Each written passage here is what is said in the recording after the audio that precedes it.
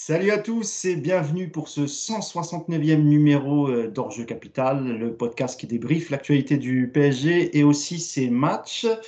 Comment on pourrait qualifier le match de cet après-midi? Désillusion, catastrophe. Je pense que les Naufrage. adjectifs ne manqueront pas. Pardon, JB? Naufrage. Naufrage, oui, je crois que c'est le mot le plus juste. Alors, on va débriefer donc ce naufrage, ce Monaco-PSG. Victoire de l'AS Monaco, 3 buts à 0, un doublé de Ben Yedder et un but de Folland.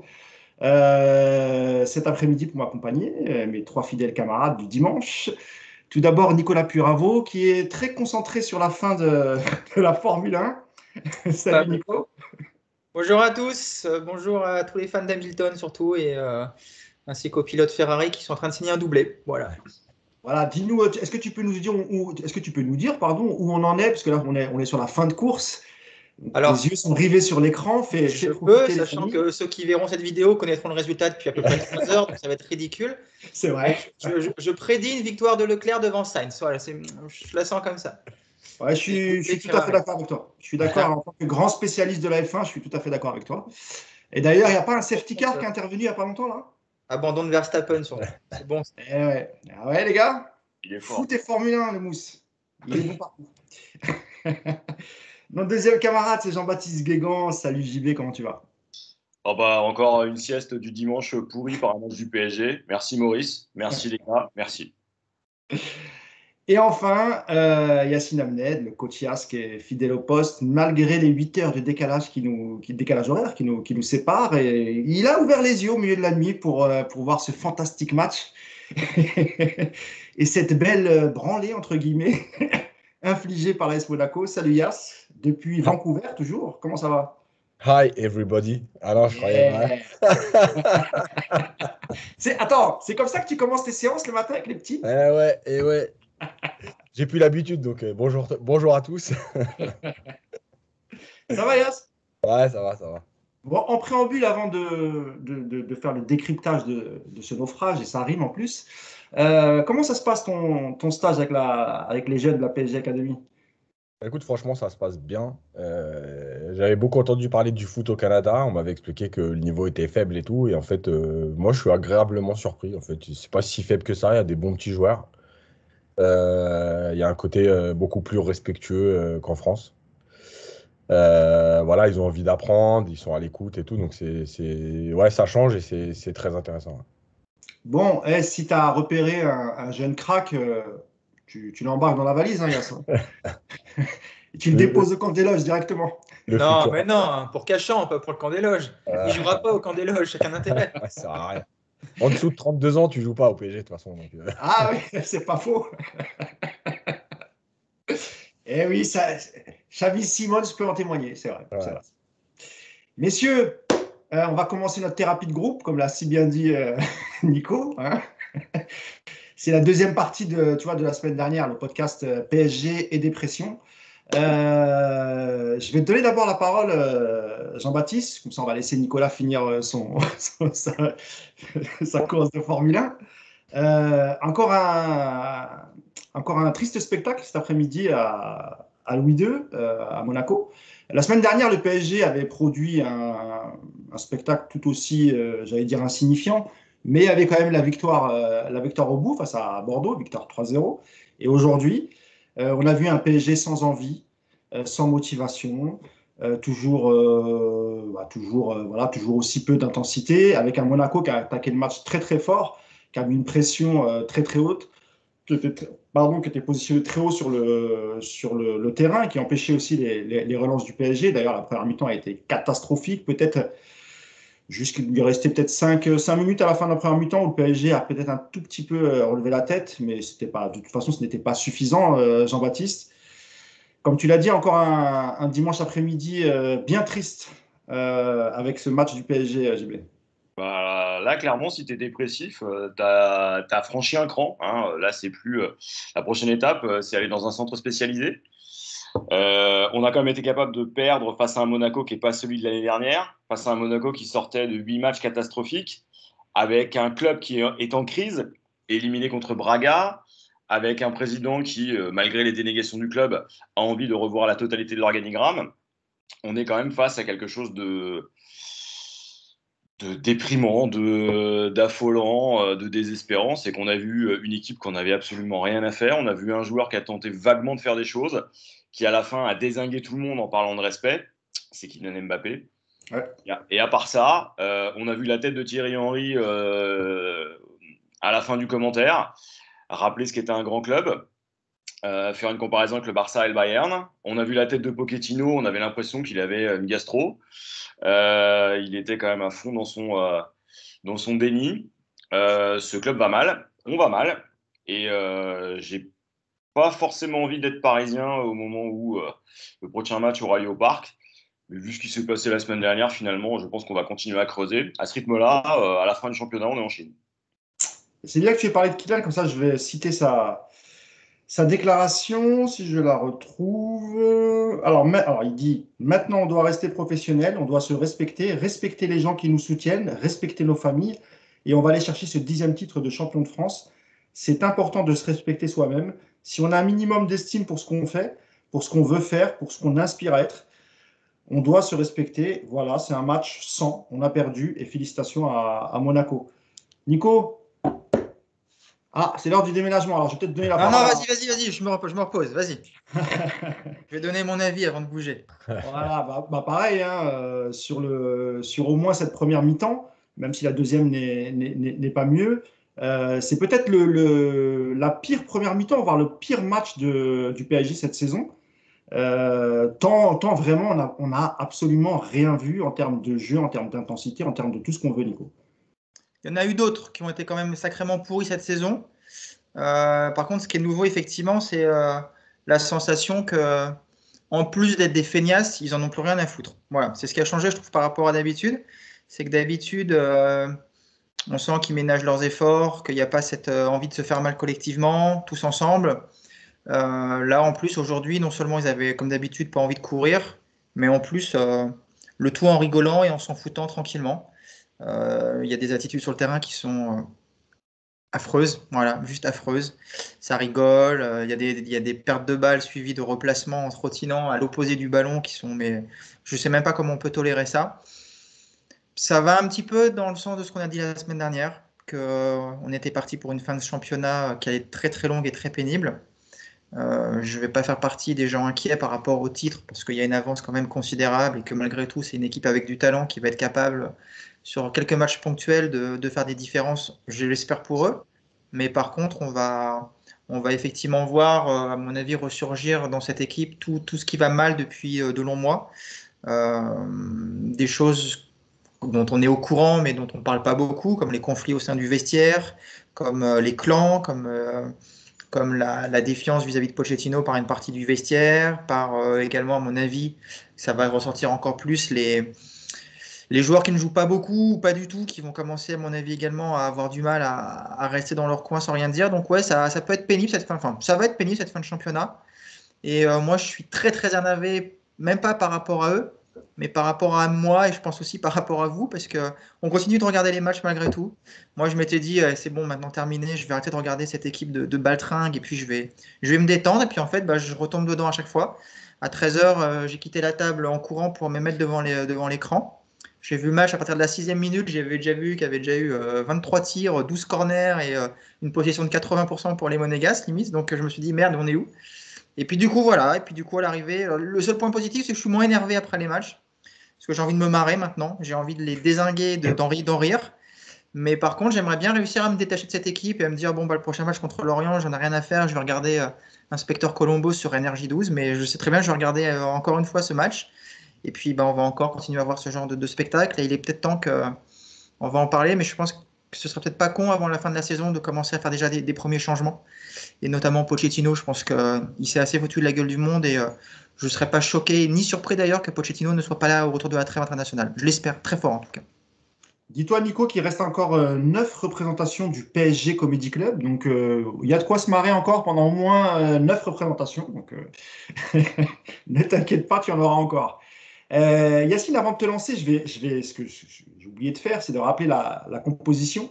On avait aujourd'hui Donnarumma dans les buts, puisque Navas a eu un souci, donc il n'était pas dans le groupe, avec une défense assez classique, hein, avec Mendes à gauche, Hakimi à droite, la charnière Kimpembe-Marquinhos. Un milieu qui est devenu assez classique aussi, Yacine, hein, avec Paredes, Danilo et Verratti. Et en l'absence de Messi, Pochettino a décidé d'aligner couloir droit Jorginho Wijnaldum, pardon, et qui était accompagné de Neymar et de Mbappé. Même question, Yacine. On touche le fond, c'est de pire en pire, et il reste, comme je le disais, il reste encore 9 matchs. Ouais, mais en fait malheureusement, et ça permet aussi de remettre à plat tout ce qu'on dit toute l'année quand on analyse les matchs et que on vient nous dire parfois, et là, c'est pas une critique pour ceux qui nous taillent ou quoi, hein. C'est plus pour expliquer globalement, qui nous disent ah ouais, mais vous êtes jamais content, Paris sont premiers avec 12 points d'avance. Ok. Mais combien de fois on explique qu'il y a une différence entre le résultat et le contenu, qu'il ne faut pas s'arrêter que au résultat, etc. Et depuis septembre, on reprend tous les podcasts et on a tiré, nous, la sonnette d'alarme, mis 10 fois au moins. Attention, tu gagnes sur le talent, tu cours pas. Attention, tu joues 20 minutes, ça te suffit en Ligue 1. Attention, ceci. Moi, j'avais dit, tant que les résultats suivront, ça ira à peu près. Nico a parlé des tensions dans le vestiaire, des comportements. Eh oui, parce que quand tu as perdu le match le plus important de l'année, que tu es éliminé de la compétition la plus importante pour toi à ce moment-là, évidemment que tout ressort. Tout ressort, c'est les compos, le comportement du coach, les choix de départ et les choix de coaching, la mise à l'écart de certains, les jeunes. Voilà, tout ressort parce que c'est comme ça. Le sport de haut niveau, il y a deux choses. Il y a le contenu et le résultat. Le résultat te permet de gagner du temps, mais il ne te permet pas de survivre à tout. Là, aujourd'hui, le PSG, malgré tout, ils ont encore 12 points d'avance. Donc, globalement, si on suit ceux qui nous parlent que de résultats, en fait, il n'y a même pas à tirer la sonnette d'alarme. C'est pas grave. Il y a encore 12 points d'avance. Mais en vérité, c'est très grave ce qui se passe. Il n'y a plus rien du tout dans cette équipe. Il n'y avait rien. Ils ont terminé le peu qu'il y avait. Voilà. C'est un scandale. Encore une fois, le match, tu peux perdre des matchs, il n'y a pas de problème. Il y a très peu d'équipes. Il y a les fameuses invincibles d'Arsenal, mais il y a très peu d'équipes qui finissent les saisons invaincues parce que mentalement, c'est dur et tout. Mais tu ne peux pas proposer ce que tu proposes là. Là, tu te fous de la gueule de tout le monde. Tu te fous de la gueule du club, tu te fous de la gueule des supporters, tu te fous de la gueule des gens qui te payent aussi, parce que malgré tout, tu es payé normalement pour faire ton métier au moins, respecter quelque chose. Tu te fous même de la gueule, alors on peut extrapoler un peu, mais tu te fous même de la gueule des téléspectateurs tout court. Voilà, le mec qui paye son abonnement à Amazon et qui se tape ça aujourd'hui, ok, il est content parce que Paris s'est fait taper, mais en vérité, tu n'as rien vu, tu te fais chier. Donc, c'est inadmissible tout ce qui se passe. Mais quand tu vois Wijnaldum, il a joué 10, il a joué 8, il jouait lié droit. On était à deux doigts, pas loin, que si Hakimi doivent sortir, il allait finir latéral droit. Mais en fait, tu te fous de la gueule du monde. Donc, moi, je veux bien, encore une fois, il n'y a pas de problème, c'est les joueurs qui sont sur le terrain. Pochettino n'a pas toutes les responsabilités du monde. Sauf que Pochettino, ça fait quand même 16 mois qu'il est là. C'est le pire entraîneur de QSI. Et on n'est pas loin d'être dans le top 3 des pires entraîneurs depuis 25 ans. Voilà. Parce qu'il n'a rien proposé depuis qu'il est là, à part se foutre de notre gueule pendant les matchs.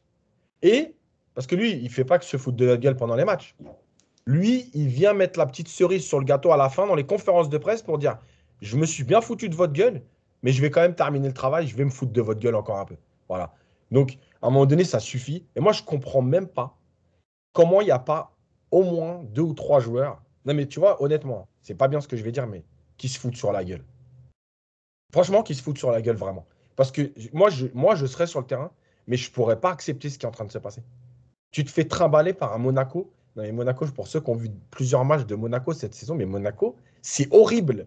Monaco, ils sont en train de penser à virer l'entraîneur qu'ils ont pris au mois de janvier. Ouais. Tellement c'est horrible. Ils viennent, ils te marchent dessus comme si c'était une équipe qui va faire demi-finale de Ligue des Champions. Moi, j'ai vu aujourd'hui Jean-Lucas.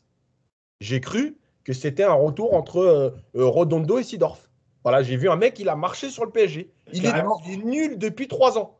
Depuis qu'il est à Lyon, il est nul. Le mec, aujourd'hui, tu as l'impression, là, il a pris 40 millions de valeur. Tu t'es dit, le mec, il a volé sur le PSG. Mais il est nul, normalement. Donc voilà, ils se foutent de notre gueule et ça devient insupportable. Alors Yacine, avant de te lancer, JB, je vais vous lire la déclaration d'après-match du coach Pochettino. C'est difficile de parler. Je vais quand même la lire et puis vous rebondirez dessus. C'est difficile de parler. Je pense que nous avons commencé le match de la pire façon possible. Ce n'est pas acceptable de commencer comme ça. Et je pense que c'est la principale raison de la défaite. Donc déjà ça commence mal. Après ça, nous n'avons plus été dans le match. Je pense qu'en première mi-temps, nous méritions même d'encaisser plus qu'un but. C'était un petit score. Nous avons mieux commencé en deuxième mi-temps et nous avons montré un meilleur état d'esprit. Mais de la manière dont on a débuté la première mi-temps, je pense qu'on doit beaucoup y réfléchir car l'équipe ne peut pas montrer cet état d'esprit. JB, tu voulais réagir à ce que disait Yacine? Bah déjà, heureusement qu'il est à Vancouver, parce que sinon, je pense qu'il aurait mis le feu à l'Île-de-France. Il aurait déjà fait le siège du camp des loges. D'ailleurs, Yacine, c'est pas toi qui es parti faire tous ces tags avant de t'envoler à Vancouver, petit coquin? Non, malheureusement, non. Moi, j'aurais pas écrit ça, je te le dis. J'aurais écrit autre chose. Mais... Vas-y, JB. Non, moi, c'est la déclat de Pochettino. Il y a une phrase en plus à la fin. Quand le journaliste le relance sur Amazon, il explique que c'est la responsabilité des joueurs. Il marque un temps d'arrêt et il dit « et du staff ». Et il y a un petit silence. Et là, il a sa tête de vénère. Et tu te dis, mais il a quand même failli dire « c'est la faute des joueurs, point ». Et je me sors de responsabilité. Et je pense qu'il y avait le journaliste qu'on ne voit pas qui le regarde, genre « mais t'es sérieux, mec ?» Et là, tu vois, quand il a prononcé cette phrase, j'ai immédiatement pensé à Yacine qui devait être en train de faire une crise cardiaque de l'autre côté de l'écran avec un océan d'écart. Et je me suis dit, oh, j'aimerais tellement qu'il soit là. Voilà. Non, mais après, c'est vrai qu'on est assez habitué aux déclarations un peu lunaires de Pochettino qui est lui aussi en roue libre et qui sait qu'il partira en fin de saison parce qu'il a des propositions. Donc voilà. Nico, je voulais revenir avec. Oui, vas-y, Nico. Non, je vais aussi rebondir. Moi, j'entends effectivement que c'est la faute des joueurs. Évidemment que les joueurs ont une responsabilité aujourd'hui qui est terrible. Mais je trouve quand même qu'aujourd'hui, le responsable numéro un sur ce qu'on a vu aujourd'hui, c'est Pochettino. Parce que c'est lui qui est entraîneur. Mais alors, j'entends que c'est pas facile d'entraîner le PSG, qu'on peut pas prendre de décision, qu'on peut pas sortir des joueurs. Ok, très bien. Mais il est là pour faire des compos. C'est lui qui voit que les joueurs sont complètement voilà, c'est des fragiles, ils sont abattus parce qu'ils ont perdu à Madrid, ils ont la tête dans le seau. Ok, très bien, pourquoi pas, c'est acceptable. Mais dans ce cas-là, pourquoi il joue aujourd'hui? Pourquoi est-ce qu'il joue aujourd'hui? Pourquoi Kimpembe sur le terrain aujourd'hui et pas Diallo au coup d'envoi? Nuno Mendes, au bout d'une demi-heure, tu vois il prend le bouillon. Pourquoi est-ce qu'il n'est pas remplacé? Neymar qui fait un match, encore une fois, mais je ne vais pas me fâcher, plus que je ne suis fâché avec le chemin du roi, je fais déjà pas mal en ce moment. Mais comment est-ce que Neymar il peut faire 80, il sortir à 80e, je crois. Ouais. Comment tu mets pas des jeunes? Pourquoi tu mets un Wijnaldum à droite? Pourquoi tu mets pas un jeune à la place? Pourquoi Simon n'y joue pas aujourd'hui? Enfin, tu vois, Pochettino aujourd'hui, il est responsable numéro un. Parce que si les joueurs se foutent de notre gueule sur le terrain, c'est parce qu'ils sont sur le terrain, justement. Pochettino ne doit pas les mettre. Je suis désolé. Marquinhos, il a laissé le cerveau à Madrid et tout le reste avec. Qu'est-ce que Marquinhos, il joue aujourd'hui s'il n'est pas capable de jouer? Tu vois, il y a un moment où il faut juste être cohérent. Tu as des jeunes, tu as des mecs qui jouent moins. Je suis désolé, aujourd'hui, moi, je ne suis pas choqué de pourquoi un mec comme Icardi, il débute pas aujourd'hui, par exemple.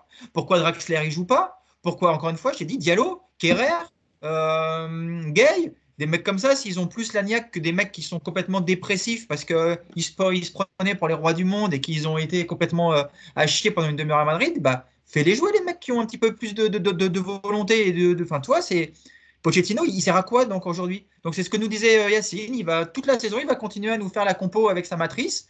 On va avoir toujours les mêmes noms. Que les mecs soient en forme, pas en forme, mentalement bien ou pas, on aura toujours la même compo et donc on va en faire encore 9 matchs comme ça. Donc c'est aberrant. Pour moi, Pochettino, aujourd'hui, c'est le responsable numéro un de ce qui s'est passé. Mais vraiment, et de loin en plus. JB? Il y a juste une chose aussi, je suis d'accord complètement avec ce que vient de dire Nico, et je pense que Pochettino et moi, on partira pas en vacances ensemble. Mais il y en a un aussi qui est porté disparu, hein. Il y a une véritable alerte enlèvement qui a été lancée par le PSG, c'est Leonardo, hein, qu'on a l'habitude de voir assez fréquemment pour expliquer à quel point il est formidable, extraordinaire. Mais il est où là en ce moment? Il est parti, il est en vacances, il est déjà parti, il est déjà... Non, lui, il s'exprime que quand on gagne. Quand on perd, personne. Là, c'est le moment où tu es censé sortir le directeur sportif et aller mettre la pression là où tu peux la mettre. C'est là où tu es censé avoir une reprise en main. Bon, alors que Nasser soit pas là, on a l'habitude. Hein. Je pense que c'est le plus gros emploi fictif du club. Mais pour ce qui est de Leonardo, c'est le moment où tu dois le voir. C'est le moment où tu dois assumer devant la caméra avec tous tes copains et en live. Parce que Pochettino prenne les vagues, bon, t'as envie de te dire, tant mieux. Mais il est censé aussi assumer. Et je trouve qu'il est très discret là depuis quelques jours. C'est vrai. C'est vrai. Mais Peut-être qu'au prochain match, si Paris bat Lorient, il va venir en disant mais est-ce que vous croyez que si Neymar jouait toute la nuit au jeu, il aurait fait un tel match? Son cinéma habituel, voilà. On a l'habitude. Yacine, on sait que ce PSG a du mal lorsque les équipes mettent beaucoup de pression, jouent assez haut sur le terrain. Et parfois, il suffisait qu'un Verratti en forme.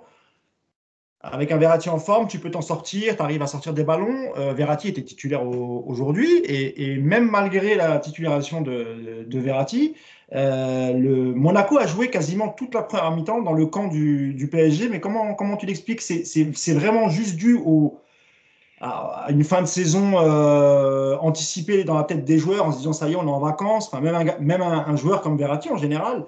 Il s'en sort dans des matchs comme ça, et même lui, même s'il n'est pas tout seul au milieu, évidemment, hein, mais même Verratti n'a pas fait un grand match aujourd'hui.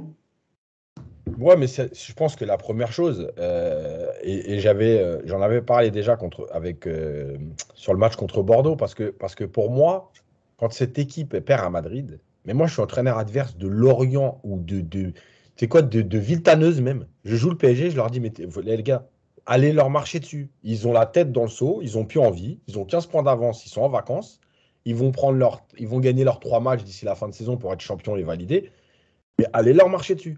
Donc en fait, évidemment que c'est un peu de la faute du PSG parce que voilà, mais Monaco savait que en leur appuyant la tête sous l'eau d'entrée, ils s'en sortiraient pas parce qu'en fait, le truc c'est que tu trouves les ressorts pour te sortir de ça quand tu as envie de te battre, quand tu as encore des points à aller chercher. Là, de toute façon, c'est en gros, bon, bah ok, on a compris, en face, ils vont nous marcher dessus. Bon, on verra la semaine prochaine. Il reste Lorient, il reste 2-3 matchs bien bidons. Tu vas les gagner et puis tu seras champion. Donc voilà, donc eux, Monaco, ils ont profité de la situation. Le coach a bien analysé la situation et il a compris comment il fallait faire mal à ce PSG-là tout de suite. Voilà, donc le problème, encore une fois, c'est que tu n'as pas de réaction des joueurs qui démarrent pour sortir de ça. Et comme l'a dit Nico, tu n'as pas de coaching. Voilà. Quand tu vois cette première mi-temps, mais à la mi-temps, tu as le droit à 5. Je rappelle quand même que tu as le droit à 5 changements. Qu'en plus, tu as le droit à 3 temps de changement. Et que le changement à la mi-temps ne compte pas. Mais à la mi-temps, je sors 3 joueurs. Alors évidemment, tu ne peux pas sortir 8 joueurs, parce qu'à ce moment-là, il fallait sortir 8 joueurs. Mais je sors 3 joueurs. Et je dis, voilà, il y avait il te dit lui-même, c'est un miracle qu'on ne soit pas à 3-0, il y a un 0. Eh bien, fais ce qu'il faut pour que ça ne continue pas comme ça. Tu prends 3 joueurs, tu les dégages, tu me mets 3 jeunes ou 3 mecs qui ont au moins envie de courir. Parce que là, on n'est même plus dans le jeu. On veut juste des mecs qui ont envie de courir. Tu te rends compte? On est quand même. Non, mais le PSG, Mais c'est vrai, Yacine, qu'il y avait très peu de courses dans le match, hein, mais ouais. très très peu. Hein. Ça jouait un peu n'importe comment. Ils récupèrent un ballon, même une passe, ils n'étaient pas capables. Voilà. J'ai pas le nombre de ballons perdus globalement par l'équipe du PSG ou même individuellement, notamment par un joueur comme Neymar qui a encore perdu beaucoup de ballons. Mais c'est vrai qu'il manquait de tout cet après-midi. Hein.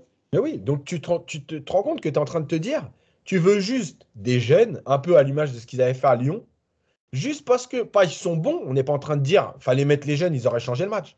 On est en train de dire, fallait mettre les jeunes parce qu'au moins, ils vont courir. Non, mais on en est là. Mais c'est un scandale. On en est là. De dire, faut des mecs qui courent seulement. Voilà, on vous demande même plus d'être bon. Juste, vous avez envie de courir. Donc, évidemment, mais après, tu vois, là, tu disais, ouais, Neymar et tout, et c'est vrai. Mais il y a trop de mecs qui passent à travers des gouttes à chaque fois. Bon, Martinez, ça fait le match. Alors, Yacine, t'inquiète pas qu'on va faire la, mais la revue des joueurs qui sont trop passés entre les gouttes. Je pense que tu penses aussi un peu à la charnière Marquinhos-Kimpembe. Enfin, j'imagine que. Entre autres. Ouais, voilà, Paredes, parce qu'il te fait 3 passes masquées dans le match. Tout le monde te dit, oh, mais Paredes, arrêtez de croire que c'est un joueur de très haut niveau. Voilà, personne n'en veut. Pourtant, tu l'as beaucoup défendu, toi, Yacine. Hein. Ouais. Mais parce qu'en fait, le problème, c'est qu'aujourd'hui, on défend les joueurs par défaut. Tu vois, là, Nico disait Gay. Parce qu'on a l'habitude de voir un Gay qui court. Mais Gay, ça fait depuis le mois d'octobre, il est dans le trou.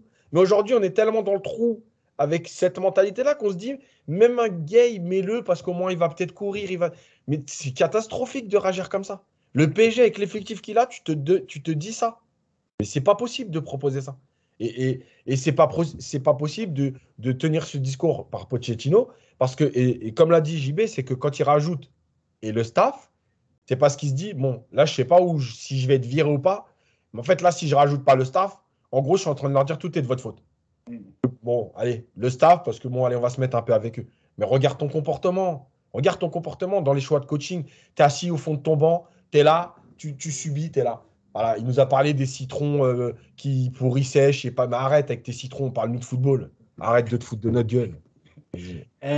Nicolas, je ne sais pas si vous voulez réagir un peu sur ce que disait Yacine et sur Non, la, je ne veux pas la énerver. faillite. Je réagis pas sur Yacine, moi. Non, mais c'est vrai, sur la faillite de certains joueurs, là je parlais de Verratti qui a été peut-être un peu moins bon que d'habitude, sur le fait au moins d'essayer de ressortir proprement des ballons. Et c'est vrai qu'aujourd'hui, ça n'a pas été trop le cas. Mais il y a aussi la faillite mentale, voire physique d'autres joueurs qui passent, c'est vrai, beaucoup entre les gouttes. Peut-être Kimpembe parce que c'est un Titi, parce qu'il vient du club du centre de formation du PSG. Un Marquinhos dont on n'a jamais vu voilà, cette faillite, c'est curieux. On a l'impression que l'élimination face à Madrid s'est abattue sur la tête de tous les joueurs, même ceux qui d'habitude arrivent à se relever, Nico. Oui, mais c'est justement là où tu as besoin d'avoir un coaching intelligent. Évidemment qu'ils sont marqués par une défaite comme ça. Alors après, on va pas revenir sur le match, sur la manière dont ça s'est passé, mais voilà, tu vises une victoire finale, tu es pas un favori, je pense, cette année, mais tu es un outsider sérieux pour aller éventuellement au bout. Tu sors en huitième. Évidemment, en plus, on l'avait dit, les 15 points en championnat, ils sont terribles parce que ta saison, elle est finie au mois de mars. Donc, évidemment que c'est dur mentalement. Mais justement, on va en revenir toujours au même point. Pochettino, c'est à lui de voir les joueurs qui sont capables de jouer ou pas. C'est quand même inquiétant que depuis 2-3 matchs, le meilleur Parisien, hormis Mbappé, parce que Mbappé est le seul qui est capable d'offrir des frissons offensifs, le meilleur joueur du PSG en ce moment, c'est Danilo. Voilà, elle est là la vérité. Mais parce que Danilo, c'est un mec qui se cache pas, c'est un mec qui est fidèle à lui-même, voilà, c'est un des besogneux dont tu as besoin dans une équipe, il court, il fait ce qu'il a à faire, il va au duel, il va au charbon, il marche pas respecte comme... les consignes, Nico. Oui, non, mais il respecte même le foot, j'ai envie de te dire. Aujourd'hui, mais après aujourd'hui, à part Danilo, aujourd'hui, franchement, mais ils sont tous achetés, tous. Parce que même Mbappé, il est horrible hein, sur le match d'aujourd'hui. Hein. Mbappé, il est dans ses travers habituels à vouloir tout faire tout seul. Et puis moi, ce que je reproche à Mbappé, bah, c'est ce que je vais reprocher aussi à Marquinhos. C'est les quatre, c'est des leaders. Pourquoi ils gueulent pas les mecs sur le terrain? Qui réveille cette espèce de bande de Je ne sais pas feignasses? si tu as vu, Nico, on a vu quelques gestes d'agacement. Ah bah oui, c'est C'est ça. des gestes, hein, c'est vrai que Kimpembe aussi, il me semble. Nuno Mendes, ça râle dans son coin, c'est ça. Mais il n'y a pas un mec qui va ramener les mecs. Enfin, toi, je pense qu'après l'ouverture du score de Ben Yedder, tu as un Sergio Ramos de l'époque du Real Madrid sur le terrain avec une vraie équipe de foot. Bah, tu réunis les mecs autour de toi. Tu dis, bon les gars, on s'est fait marcher dessus pendant une demi-heure. Je sais pas vous, mais moi, ça me fait chier. Maintenant, allez, on montre un peu de quoi on est capable. Là, t'as personne. Le capitaine, mais le capitaine est capitaine de quoi? Il n'est pas capitaine, lui. C'est même pas un moussaillon, c'est rien. C'est le gars qui détache la mare sur le port, Marquinhos. Voilà ce qu'il est aujourd'hui. Il sert à rien au niveau leadership. T'as personne. Et je pense qu'aujourd'hui, sur le terrain, le seul capable de le faire, ce serait un Mbappé. Mais il ne le fait pas. Pourquoi il ne le fait pas, Mbappé? Parce qu'il en a ras-le-bol de cette équipe. Il en a ras-le-bol de voir Neymar. Parce que même s'ils rigolent ensemble à la mi-temps, je peux t'affirmer que Mbappé, il en a ras-le-bol de Neymar et des privilèges dont il a. Mais Il en a. ce que tu dis, c'est vrai. Mais Beaucoup de gens évidemment. pensent que. Alors, ils s'aiment bien, hein, c'est des amis, il n'y a pas de souci. Mais si on parle de foot, Mbappé, il l'a dit plusieurs fois en off, la gestion de Neymar, c'est du grand n'importe quoi. Que ce soit le fait de le faire jouer alors qu'il n'est pas prêt, le fait de lui donner des passes droits, comme ce qu'on avait connu lors de la trêve hivernale avec une semaine supplémentaire. Et Mbappé n'était pas le seul à penser ça dans le groupe. Hein. Quand vous disiez qu'il y avait des clans, c'est un peu ça. C'est vrai qu'il y a un peu les Français d'un côté, les Sud-Américains de l'autre, et le reste du monde de l'autre, qui sont un peu éparpillés dans le vestiaire. C'est vrai. Vas-y. Tu sais, sur l'histoire du leader, là, moi, ce qui me fait rigoler, tu sais, c'est quoi? Il n'y a pas de leader dans cette équipe, il n'y a pas de mec de vrai caractère, je parle. Tu sais, ça te fait penser, tu sais, par exemple, quand tu es à l'école et que enfin, non, qu'il y ait quelqu'un qui fait une remarque et toi, tu dis, vas-y, tout le temps, moi, tu vois, dans ton coin, et le mec, il va te dire, tu parles à qui, là? Non, non, j'ai rien dit, tu vois. Donc, c'est que ça, tu vois, comme il dit, Mbappé, il fait un geste, ça veut dire à tout le monde, regardez, mais en fait, on ne sait pas à qui il vise.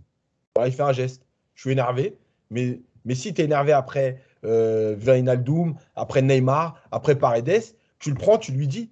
Voilà. Et dans les grands clubs, mais c'est encore une fois le problème du PSG, c'est que on ne se rend pas compte, mais au Bayern et tout, mais regardez bien sur le terrain, vous allez voir, des fois, Müller, il parle au mec, mais tu as l'impression qu'il est en train de lui mettre une sauce comme si c'était son fils. Mais c'est normal. Au moment où tu es sur le terrain, ça se passe comme ça. Il y a l'adrénaline, il y a l'envie, la rage, etc. Ouais, tu peux t'embrouiller avec un partenaire sur le terrain. Après, c'est fini. Après le match, on passe à autre chose. Sur le terrain, si tu as besoin de lui dire, hey, bouge-toi, parce que là, tu commences à me faire chier, et bah, tu lui dis, bouge-toi, tu commences à me faire chier. Tu lui dis pas, vas-y, j'en ai marre. Attends, tu parles de qui? Non, non, rien, rien, rien. Voilà, mais c'est pas possible, ça. Et Marquinhos, c'est le capitaine. Alors, lui, on l'a dit 1000 fois, mais franchement, moi, encore une fois, hein, Marquinhos, il n'y a pas de problème dans le symbole état d'esprit, comment il se bat sur le terrain. Mais en tant que capitaine, mais comment je lui enlève le brassard direct? Mais c'est juste pas possible, quoi. Bah oui. Vas-y, JB, tu voulais réagir à ce que disait Yacine et Nico. Moi, j'ai vu une équipe de vétérans surtout. C'est-à-dire que c'est des gars qui jouent au foot pour jouer au foot. J'ai pas vu une équipe de professionnels et surtout, quand tu regardes le nombre de fautes qu'ils commettent, il y a un moment donné, quand tu es dépassé, quand tu n'as plus la caisse, au moins tu attaques, tu rentres dedans. Tu n'as pas vu cette agressivité non plus. Et alors, ok, je sais, c'est les stratégies du front, c'est pas le football qu'on aime, etc. Mais tu aurais aimé que dans cette équipe, il y en a un moment donné qui découpe un monégasque. Je suis pas un boucher. Je Hein. vois ce que tu veux dire, non, mais c'est dans l'état d'esprit de montrer un peu de. Oui, oui. Là, cette détestation de la défaite, en fait. C'est-à-dire que là, les mecs, ils ont déconnecté, ils sont désengagés, et surtout, alors outre le fait qu'ils ne respectent pas le jeu, leur employeur et tout le reste, tu as quand même l'impression, et tu le vois sur le ballon que perd Verratti qui amène le but, le mec il se fait contourner, il regarde, il s'arrête, il repart pas. Tu sais pas s'il a la caisse ou pas, mais tu te fais enfler derrière. Le tacle d'Esperado à la fin qu'amène le penalty, tu as envie de dire, bon, bah, de toute façon, voilà. Tu as l'impression que cette équipe, elle est plus engagée du tout. La vraie question, c'est est-ce que c'est pas l'occasion de tout remettre à plat, de préparer la saison prochaine, de dégager, là, comme tu le disais, Nico, le coach pour la trêve internationale et d'amener, utiliser les jeunes. De toute façon, ton championnat, il est plié. La seule chose, JB, c'est que tu as peu d'options pour remplacer tout de suite. Sinon, construire. Parce que si tu penses par exemple à quelqu'un comme Zoumana Camara, qui est en charge des U19, tu ne vas pas construire sur une fin de saison avec un coach dont tu sais très bien qu'il retournera entraîner les jeunes après l'intérim terminé. Donc en fait, tu peux finir pour essayer de remobiliser les joueurs, ça oui. Pour insuffler un nouveau démarrage, je ne pense pas que ce soit avec un remplaçant pour 8 matchs que tu puisses le faire. Explique à ton Pochettino que tu es son employeur et que s'il n'est pas content, bah, tu lui demandes de faire ça, de faire jouer les joueurs et tu lui imposes. Putain, non, mais là, alors, là où tu as raison, et je vais te lancer dessus, Nico, c'est que Pochettino, Nicolas, on a l'impression qu'il n'y a aucun levier qu'il peut utiliser pour les 9 matchs qui restent. D'abord parce qu'il n'a pas su les utiliser depuis qu'il est arrivé, ça fait quand même 1 an et demi qu'il est à la tête du PSG. On se demande comment il va faire, Nico, pour mobiliser ses joueurs. Il reste 9 rencontres, il faut aller chercher ce 10e titre qui est quand même important pour le PSG.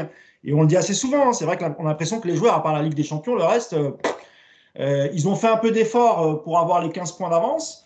Et aujourd'hui qu'ils ont pris la claque contre le Real, on a l'impression qu'ils se disent de toute façon, c'est bientôt les vacances. Voilà, on a l'impression que les joueurs, c'est une simple présence sur une feuille de match, Nico, et que ce n'est pas le coach qui va réussir à les mobiliser pour finir dignement cette fin de saison. Alors, c'est peut-être une vision un petit peu naïve que je vais avoir, mais tu as des clubs où on vire un entraîneur pour lancer une opération commando de 10 matchs pour aller chercher un maintien. Je ne vois pas pourquoi tu ne pourrais pas imaginer au PSG une opération commando de 9 matchs. Alors non pas pour aller chercher le titre, parce qu'encore une fois, je pense que le titre, il va tomber tout seul, mais pour siffler juste la fin de la récré, en fait. Moi, demain, je vire Pochettino, pas parce que l'équipe ne va pas être championne. Je vire Pochettino parce qu'il n'a effectivement plus aucun levier sur les joueurs, que de toute façon, il n'a pas envie de trouver de solution, parce que sinon, il ne ferait pas ce qu'il fait. Voilà. Il y a juste un moment, il faut être assez lucide par rapport à ça. Pochettino, je peux vous affirmer que ce soir, il va très bien dormir. Il va mieux dormir que tous les supporters du PSG qui sont énervés. Il n'en a rien à foutre. Il sait très bien qu'à la fin de la saison, il va gicler. Et donc, à partir de là, moi, je le dégage immédiatement pour siffler la fin de la récré. En plus, en faisant ça, tu mets les joueurs devant leurs responsabilités. Parce que moi, je suis le président, j'organise une conférence de presse pour annoncer le limogeage de mon coach, et j'explique pourquoi. J'explique que l'équipe, elle n'a pas d'âme, que l'entraîneur, il n'a pas trouvé de solution, et que les joueurs, de toute façon, ils répondent à rien. Ils ne sont pas au niveau espéré, il n'y a pas les attitudes espérées, il n'y a pas le professionnalisme, il n'y a pas le respect des supporters, et que ce n'est pas possible. Et que si tu pouvais les virer tous, tu les virais tous, mais tu ne peux pas. Donc tu vires le coach. Après, je mets effectivement un Zoumana Camara pendant 2 mois, parce que c'est le seul truc que tu as sous la main. C'est le seul entraîneur du club aujourd'hui qui est capable d'assurer la fin de saison. Tu n'es pas là pour construire la fin de la saison prochaine. Encore une fois, tu es juste là pour montrer aux joueurs, top, c'est fini, on arrête de déconner maintenant. Et Zoumana Camara, et honnêtement, moi je fais une conférence de presse, Et je déclare publiquement avec Zoumana Camara qu'il a les pleins pouvoirs pendant 2 mois, que terminer n'est pas le droit, que s'il y a un joueur qui n'est pas en forme, eh ben, il sera sur la touche, que le PSG pour les 2 derniers mois, c'est des joueurs qui ont envie de jouer, parce qu'il y a un maillot à respecter, parce que c'est pas un club de retraités, c'est pas un EHPAD, et qu'il y a aussi des jeunes qui vont jouer parce qu'ils le méritent, plus que des mecs qui ne le méritent pas. Alors tu vas fâcher des mecs, tu as les agents qui vont appeler pendant une semaine au bureau, tout le monde va faire la gueule, mais au moins tu vas montrer qu'il y a une entité au PSG, il y a un club fort. Et puis après, cet été, effectivement, tu pars sur une construction. Mais tu ne peux pas rester encore 2 mois comme ça. On ne va pas se coltiner 2 mois de trucs comme on a vu aujourd'hui, avec un entraîneur qui s'en tape et des joueurs qui s'en tapent encore plus. On va aller où? On va aller où?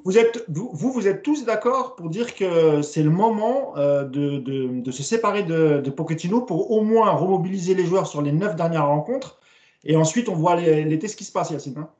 Ouais, parce que, et je vais même dire que j'ai changé d'avis parce que ça a été la discussion cette semaine un peu sur Twitter. Alors, je suis un peu en décalage, hein. Moi, je tweete la nuit quand c'est chez vous. Donc, des fois, après, on me répond après. Moi, je vois tes tweets le matin quand je vais au boulot. Bah ouais, parce que je récupère ma journée, bref. Donc, c'était un peu la discussion. Est-ce que vous êtes pour. Parce qu'il y avait une rumeur comme quoi il pouvait être viré dès maintenant, etc. Moi, j'avais dit non, je ne voyais pas l'intérêt, dans le sens où c'était encore montré que le PSG se sépare d'un coach comme ça, alors que tu ne sais pas où tu vas, que c'est n'importe quoi. Mais en voyant la prestation d'aujourd'hui, pourquoi je change d'avis? Parce qu'en fait, je rejoins alors déjà 100% de Nico sur toute l'histoire des responsabilités, etc. Mais il y a aussi une chose, c'est qu'en fait, il faut envoyer le message aussi à tout le monde de dire, bon, là, on peut aller au bout hein, avec à 9 matchs, comme on l'a dit, de toute façon, ils ne vont pas perdre le titre, ils vont gagner leurs 2-3 matchs, vu en plus que derrière, ça ne prend même pas tous les points. Donc, tu n'es même pas obligé de gagner 4 matchs et 2, ça va suffire et derrière, ça ne suffit pas. Donc, le truc, c'est quoi? C'est de dire, hey, là, maintenant, il s'est foutu de notre gueule depuis 16 mois, il dégage. De toute façon, il s'en fout, tu vois? Donc, c'est reprendre en main l'histoire. Oui, l'histoire de ton club, le respect que tu as envers ton club. Laisser un mec qui se fout de ta gueule, tu sais, c'est comme si tu es dans ton taf, tu sais que tu t'en vas, ton contrat est fini le 30 juin, on est le 1er avril, et toi, tu es là, tu es à ton bureau, tu n'en as rien à foutre. Et le mec, il te dit, ouais, tiens, tu peux gérer ce dossier? Non. Pourquoi? Mais de toute façon, le 30 juin, je ne suis plus là. Mais casse-toi maintenant. Voilà, on ne va pas aller plus loin. Ça ne sert à rien, tu viens faire chier tout le monde. Donc, casse-toi. Et la deuxième chose, pour rejoindre ce que dit Nico, c'est que oui, évidemment que la solution Camara, en plus, les 19 sont sortis de la Youth League, donc c'est terminé. La solution Camara, elle peut te permettre justement de lancer les jeunes que lui connaît, qui va installer avec la confiance qu'il leur a donnée toute la saison en les côtoyant, en les coachant. Et donc, à l'arrivée, peut-être que tu as tout à y gagner dans ce sens-là. Et de toute façon, ça ne peut pas être pire que ce qui se passe là. Après, Yacine, sur Camara, je m'adresse à vous trois. Vous pensez que ça peut être, même pour 8-9 matchs, ça peut être. Est-ce qu'il a du caractère pour pouvoir faire ça?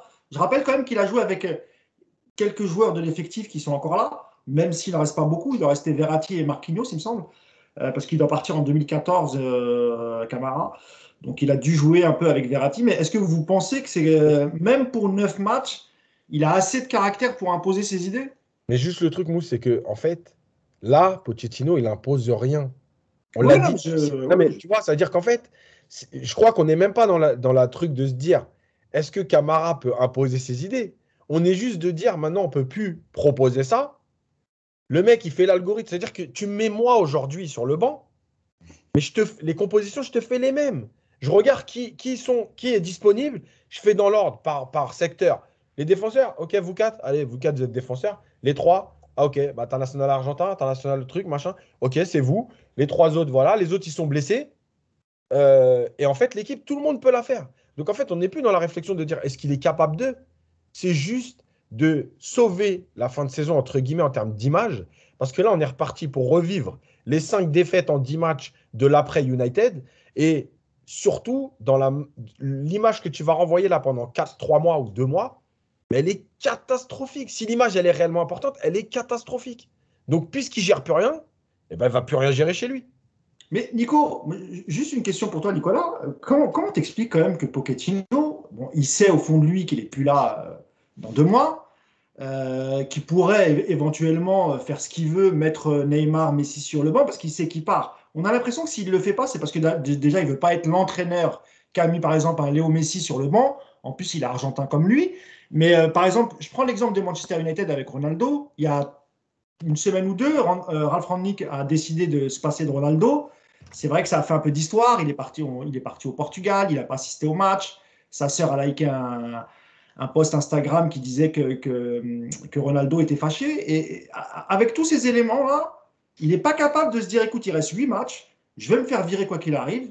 Enfin, pas virer, mais en tout cas, il n'ira pas jusqu'au bout de son contrat parce qu'il y avait une option c'était la 3e année qui avait été levée. C'est quand même bizarre qu'un coach comme Pochettino ne se fasse pas la réflexion, fuck, il reste 9 matchs, je vais maintenant imposer mes idées. Enfin, mourir avec, quoi. Je sais pas. Déjà, il va pas mourir, hein, on lui fait pas, on l'aime pas, mais l'expression mourir avec ses récemment, idées, je pense. Ouais, je sais pas, je sais pas. Moi, je ne comprends pas. Mais quelque part, Emery a eu les mêmes difficultés à mettre un coup de pied dans cette fourmilière. Tourelle, qui a quand même aussi beaucoup de caractère, on a vu aussi que c'était pas toujours facile pour lui. Mais Emery, il avait quand même osé mettre Silva sur le banc, qui était capitaine. oui, ils prennent des décisions ponctuelles. Mais derrière, tu vois tout le bordel que ça crée, tu vois les remous entre. Alors nous, on voit que le côté public, donc que ce soit les femmes qui se permettent de critiquer sur les réseaux sociaux, ce genre de choses-là. Donc si tu as déjà ça sur le public, j'ose même pas imaginer en privé comment ça doit se passer. Les agents, les entourages, enfin, ça doit être l'enfer. Je n'arrive pas, moi, de toute façon, je te l'ai dit, hein, moi, déjà, j'ai pas mal de caractère, je suis super mauvais perdant. Moi, je suis à la place de Pochettino, je te le dis, aujourd'hui à la mi-temps, mais enfin, je suis même prêt à relancer que 8 joueurs sur le terrain, tellement je suis énervé, quoi. Je fais 3 changements, et puis les 3 autres que j'ai pas pu changer parce qu'ils ont été nuls, je leur dis, bah, c'est pas grave, vous restez dans le vestiaire, on joue à 8, je m'en fous, quoi. Enfin, tu veux, il est complètement soumis à cet effectif depuis le premier jour, et c'est ça qui est dramatique. Voilà, il est soumis à la force de ce vestiaire. Je pense juste qu'il n'a pas les épaules, il n'a pas le caractère non plus pour aller au conflit. C'est quelqu'un qui. C'est juste un ressenti, hein. Je ne suis pas en train de vous dire que c'est la vérité, mais je pense que c'est quelqu'un qui, dès son arrivée, a compris qu'il n'était pas au bon endroit, qu'il avait sous-estimé les difficultés à gérer un gros vestiaire. C'est quelqu'un qui n'a jamais géré un vestiaire de star. Alors, certains me parlent d'Harry Kane, ça me fait marrer quand j'entends ça. Donc non, il n'a jamais géré un vestiaire de star comme au PSG. Et puis bah, juste, il n'est pas à sa place. Donc il ne sait pas faire. Il ne sait pas faire, il n'a pas le caractère, il n'a pas envie. Je ne sais pas. Je ne sais pas, mais c'est complètement. C'est super. C'est très, très improductif pour lui déjà. Je trouve qu'il donne une image qui est vraiment très mauvaise. Et puis, encore une fois, comme le dit Yacine, c'est une image terrible pour le PSG.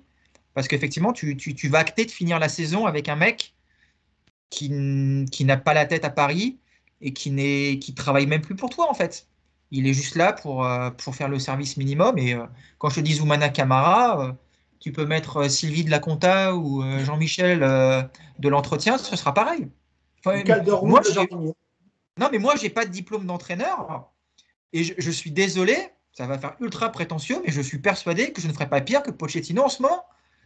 Moi, je peux faire une compo d'équipe. Alors, je ne sais pas animer un entraînement. Sinon, en adjoint, il n'y a pas de souci. Ce genre de choses. Moi, mais je pense plutôt, faire Nico, une compo d'équipe aujourd'hui. Non, je pense plutôt que c'est Yacine qui va te prendre comme adjoint. Ouais, mais là, c'est moi qui parle, donc c'est moi qui te prends comme adjoint. Et mais on partagera le salaire, Yacine, t'inquiète pas, j'ai pas besoin de 9 millions par an. Il y a 9 millions à se partager, les gars. Hein. Ça va aller. T'inquiète, ça va aller. Mais tu vois, aujourd'hui, en termes de composition d'équipe, je ne vois pas comment tu peux faire pire que Pochettino. Parce qu'en fait, il fait rien, comme le dit Yacine. Il prend le nom des mecs présents et il met les mecs habituels. Tu n'as pas l'impression qu'ils prennent en compte l'adversaire. Tu vois, on disait, il y a des matchs qui sont préparés, il y a des matchs qui ne le sont pas. Aujourd'hui, ce n'est pas un match qui est préparé. Ne nous faites pas croire que c'est un match qui a été préparé. Parce que le pressing monégasque, ce n'est pas une surprise. On le sait qu'ils vont te presser Monaco. Ils sont nuls. Ils sont nuls, Monaco. Ils vont pas t'attendre pour essayer de jouer. Enfin, évidemment qu'ils vont jouer que là-dessus. Et toi, tu fais quoi? Tu fais que des relances de merde pendant 45 minutes. Tu penses qu'en marchant, tu vas être capable de te sortir de mecs en face de toi qui courent. T'as pas un mec une fois qui allonge le ballon pour te donner un peu d'air, pour remonter le bloc. C'est un match, en gros, bah, on arrive, on voit ce qui se passe. Et puis en deuxième mi-temps, tu sais pas pourquoi, il y a eu un éclair dans le vestiaire. On a commencé à une défense à 3. Voilà, c'est tombé du ciel, on ne sait pas pourquoi. De toute façon, c'est C'est Voilà. Danilo qui vient s'intercaler entre Marquinhos et Kipembe. Sinon, Euh, mettez, alors mettez, rapidement, parce qu'il y a JB qui non, voulait. mais juste, mettez Didine. Ça fait 40 ans qu'il est au club, l'intendant. Voilà, il mérite. Donnez-lui ses 9 matchs. Il va se faire plaisir. Ça fait 40 ans qu'il traîne sur les terrains du camp des loges. Il a connu les camps des loges en sable et tout. Donnez-lui les 9 matchs à Didine. Jean-Baptiste, tu voulais réagir et avant que tu réagisses, c'est vrai que, sur ce que disait Nicolas par rapport à Pochettino, est-ce que l'erreur elle n'a pas été déjà dès cet été où il y avait eu des rumeurs de départ et lui a laissé courir les rumeurs et évidemment qu'il y a eu des contacts avec son ancien club, Tottenham et à partir de là, on a quasiment jamais vu un bon match du PSG. On a vu des bonnes mi-temps, mais on n'a jamais vu un PSG bon 90 minutes. Est-ce que déjà la genèse de cette saison pourrie, elle démarre pas cet été avec les rumeurs de départ de Pochettino, JB? Bah, si on raisonne hors terrain, et là je vais me placer en termes de com, en termes de communication externe, quand l'un de tes personnages clés s'amuse à discuter avec tes concurrents, s'amuse clairement à entretenir le flou, alors que tu sais qu'il est en train de négocier parce que ça t'est revenu par tous les côtés, et que tu vois qu'en plus, à chaque communication, il se dédouane, et donc il charge l'institution, il y a un moment donné, il faut trancher. Il aurait fallu trancher effectivement lors de la trêve estivale, il aurait fallu trancher en décembre. On aurait peut-être sauvé notre saison finalement sur le plan européen, même si je n'en suis pas forcément persuadé. Et puis là, aujourd'hui, le sortir, ça aurait un autre intérêt. Toujours en termes de communication. D'abord, tu t'évites la bronca avec les supporters. Tu as sacrifié quelqu'un, tu sacrifieras sûrement les autres, mais en tout cas, tu récupères ce que tu as à récupérer. Tu t'évites une bronca monstrueuse au Parc des Princes et t'évites que les mecs retrouvent l'adresse du camp des loges et te mettent la pression comme on a pu le connaître il y a 10 ou 20 ans. Déjà. Et puis la deuxième, c'est que du coup, tu orientes l'attention médiatique sur la recherche du coach, le prochain. Et ça te permet de reconstruire le club, ça te permet aussi d'aller voir les joueurs les uns après les autres, leur dire les gars, là maintenant, il faut partir. Et c'est là où je trouve qu'il y a aussi un problème de gouvernance. C'est que dans n'importe quelle structure, quand tu vois un T4 supérieur, parce que c'est le cas, un de tes managers flirter avec la concurrence, charger la barque, se dédouaner, être incapable de délivrer, tu lui montres la porte, tu gères avec lui ses indemnités, tu ne le laisses pas finir, et tu as raison, son contrat jusqu'à la fin, tu le sors parce que c'est dans l'intérêt de tout le monde. Oui, c'est. Alors, cet été, quand on avait fait le podcast sur le départ de Pochettino, je vous avais dit, premièrement, oui, il veut partir. Parce que quand tu ne veux pas partir, tu n'écoutes pas ce qui se passe ailleurs. Ah ouais. Et deux, j'avais expliqué que les joueurs, c'est des enfants, sont loin d'être cons. Quand le coach il veut partir, il a déjà perdu son vestiaire. Parce qu'en fait, les mecs, ils vont dire, en fait, toi, tu es là par défaut. Tu voulais partir cet été. Donc normalement, si le club t'avait laissé partir, tu serais parti. Et toi, tu vas venir nous faire chier aujourd'hui. Donc évidemment que tout ça, c'est la conséquence de cet été. Le problème, c'est qu'encore une fois, comme ce club marche à l'envers, quand tu vires Ancelotti et que ça te coûte, entre guillemets, plusieurs coachs et que tu te retrouves avec Laurent Blanc. Tant le passage de Laurent Blanc, il est bon. Mais rappelez-vous quand même qu'au départ, c'est le 6e ou 7e choix. Oui, tout à fait. Ouais.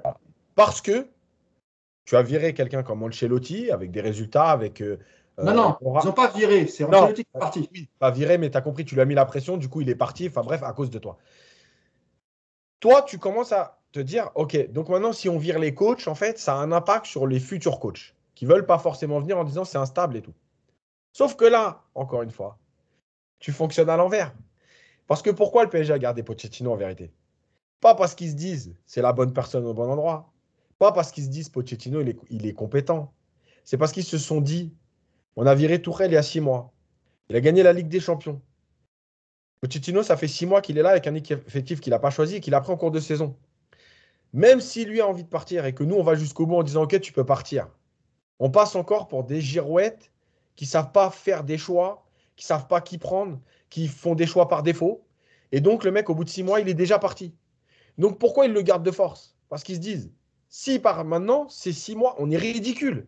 On a viré Tourelle qui gagne la Ligue des Champions pour prendre un coach qui part au bout de 6 mois. Donc, on va le forcer à rester. Mais quand tu le forces à rester, le mec, il est déjà plus là. Donc, c'est pour ça que je dis à chaque fois que ce club, il est géré que dans l'émotionnel. Il n'y a rien de rationnel. Quand Nasser fait la déclaration après le match aller contre Barcelone en disant on a le meilleur coach du monde, qu'il fait la même après Kemri, avec Tourelle 2 ans après. On a le meilleur entraîneur du monde. Tout ça, c'est que de l'émotionnel. Tu vois, t'entends jamais le président ou Comme le. cet été, Yacine, lors de la présentation de Messi, alors, je ne sais pas ce que vous en pensez, mais je pense que cet été, il y a eu beaucoup d'arrogance de la Bien part sûr. du PSG et du président Nasser, notamment quand on lui pose la question sur Mbappé, qui dit ah bah Mbappé, il ne peut pas partir parce que j'ai acheté les meilleurs joueurs du monde. Voilà. Donc, En pensant qu'il suffit d'aligner des ballons d'or et qu'avec ça, voilà. tu vas faire une super équipe. Donc il y a aussi Voilà. beaucoup d'arrogance de la part de la présidence. Évidemment. Et comme tout est géré dans l'émotionnel, tu vois, au Bayern, quand le Bayern gagne 7-1 contre Salzbourg, t'entends pas le président dire on est la meilleure équipe du monde, on a le meilleur entraîneur du monde, il a 34 ans, c'est l'avenir du football. Non, eux, ils sont juste dans le programme. Voilà. On est en quart C'est de quoi la finale. suite? Ben oui, on est en quart de finale, c'est notre programme, c'est notre statut. Voilà, on va avancer comme ça. Nous, on n'est jamais là-dedans. Et que ce soit dans le positif comme dans le négatif. Parce que pour moi, le côté négatif, c'est ça. Tu gardes Pochettino pour pas te donner l'image du club complètement instable. Alors, avant d'aborder le dernier débat sur quel coach pourrait venir au PSG la saison prochaine et surtout quel coach pourrait reprendre en main cette équipe, moi j'avais une question pour tous les trois. On parlait de l'échec et la faillite mentale et physique de beaucoup de joueurs, même ceux qui étaient censés être bons. Je pense à Marquinhos, je pense aussi à Kimpembe, etc. Vous, en tant qu'observateur, spécialiste du PSG, si vous deviez garder 2-3 éléments et repartir avec eux la saison prochaine, ce seraient lesquels, Nico? 3 joueurs seulement? 3, 4, 5, comme tu veux, en fait. Voilà. Après, aujourd'hui, de toute façon, tu as 2 latéraux qui sont pour moi l'avenir du football à Paris. Donc, tu as 2 latéraux sur lesquels tu peux te reposer.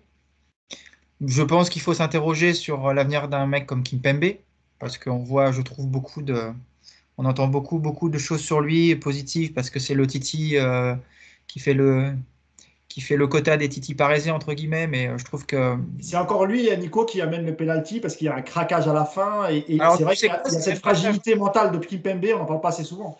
c'est même pas ça, ouais, son action, la pire action de Kimpembe aujourd'hui. Je trouve que la pire action, c'est son retour sur Aguilar. C'est Aguilar qui centre Ouais. pour le Ouais. but. C'est ça, je perçois en trottinant. Vous regardez l'action, quoi. Il vient en trottinant avec les mains dans le dos. Limite, à un moment, je me suis demandé si ça allait pas faire un cloche-pied pour jouer à la marelle, tu vois. Voilà. Pour moi, c'est ça. Voilà. Aujourd'hui, c'est l'image de Kimpembe. C'est comme tu dis, la suffisance. Donc voilà. Après, non, mais tu as malgré tout aujourd'hui un socle de joueurs qui est assez sérieux, assez bon. Tu vas pas virer parce qu'en ce moment, ça va pas bien. Les Marquinhos, les Verratti. Tu vas pas virer des mecs comme ça. Mais évidemment qu'il faut. Aujourd'hui, si tu dois vraiment recentrer ton projet, de toute façon, on l'a compris, il faut absolument réussir à prolonger Mbappé. Malheureusement, je vous l'ai déjà dit plein de fois, je n'y crois pas du tout. Et puis derrière, il faut déjà, je pense, il faut dégager tous les mecs qui sont marqués par les défaites. Et toi, typiquement, un mec comme Kimpembe, pour moi, il est marqué. Alors tu me diras, Marquinhos, il l'est aussi.